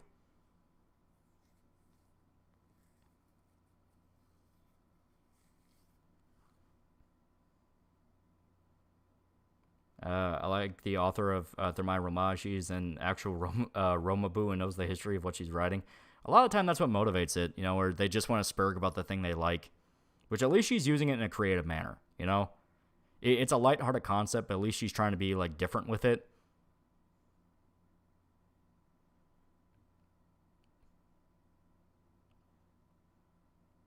I'm taking your Berserk Ultra Cut 20 hours and swap my friend's sleep video with you, going for 20 hours by Berserk. Let's hope it haunts his dreams. I tapped that in case you were going to say Joker or Taxi Driver are as similar as Berserk and got, which is not very depending on who you ask. Rewriting is adjacent to the Netflix live action adaptation phenomenon. Yeah. Castlevania quite literally has a story that speds out like the Netflix series of just coping. Yeah. I mean, they're gameplay focused series, but there's still lore to them and story. And especially by the time Rondo happens, there is stuff to pull from. And I think it is pure laziness that they go, well, we don't want to be shackled to the games. Like, oh, so you just don't want to do your fucking job.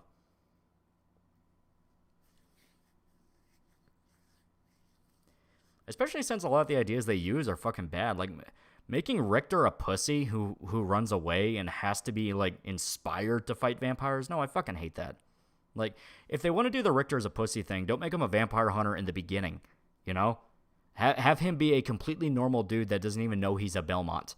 And then as the story goes and he has to buck up and learn how to fight, then he becomes a Belmont. It's like everyone is tired of this like bad attempt at flawed hero where all they do is give them the worst traits imaginable.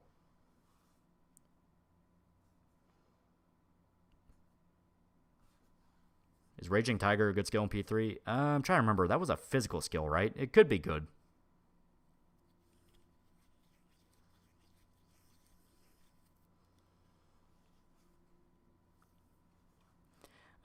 Julian Reyes for $10. Today I finished watching all your Berserk videos. My only experience with Berserk. Not sure why, but I thought the series was over, and so now I'm devastated by the fact the story's not over. No, it's a good thing it's not over. It's great because the chapters been coming out are super fucking cool.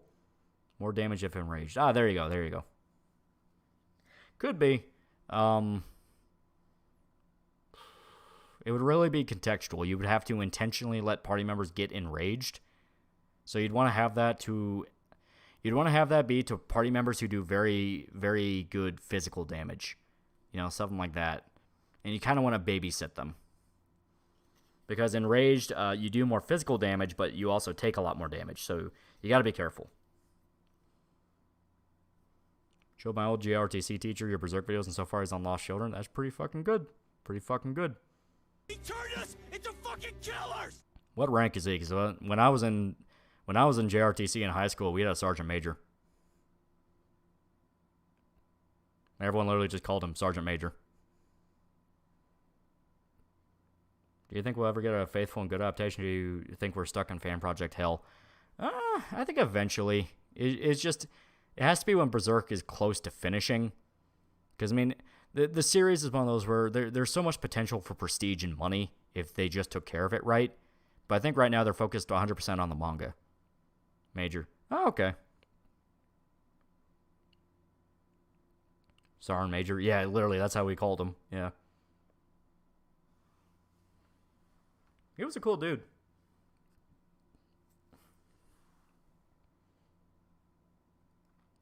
The character assassinated everyone, stole the plot from Vampire Hunter D, Bloodlust, and Queen of the Damned. Yeah, right? Like, I get it. Rondo of Blood's super straightforward. You know, it's literally just Dracula kidnapped my girlfriend, well, go fuck yourself. And he went to go get her back. But the thing is, what they replaced it with is also exactly as cliched. It's cliched and all you feel is condescension.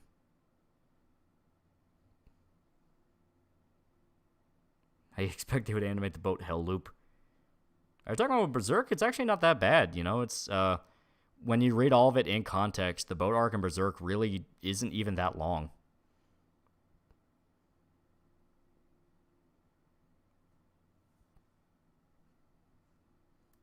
Alright.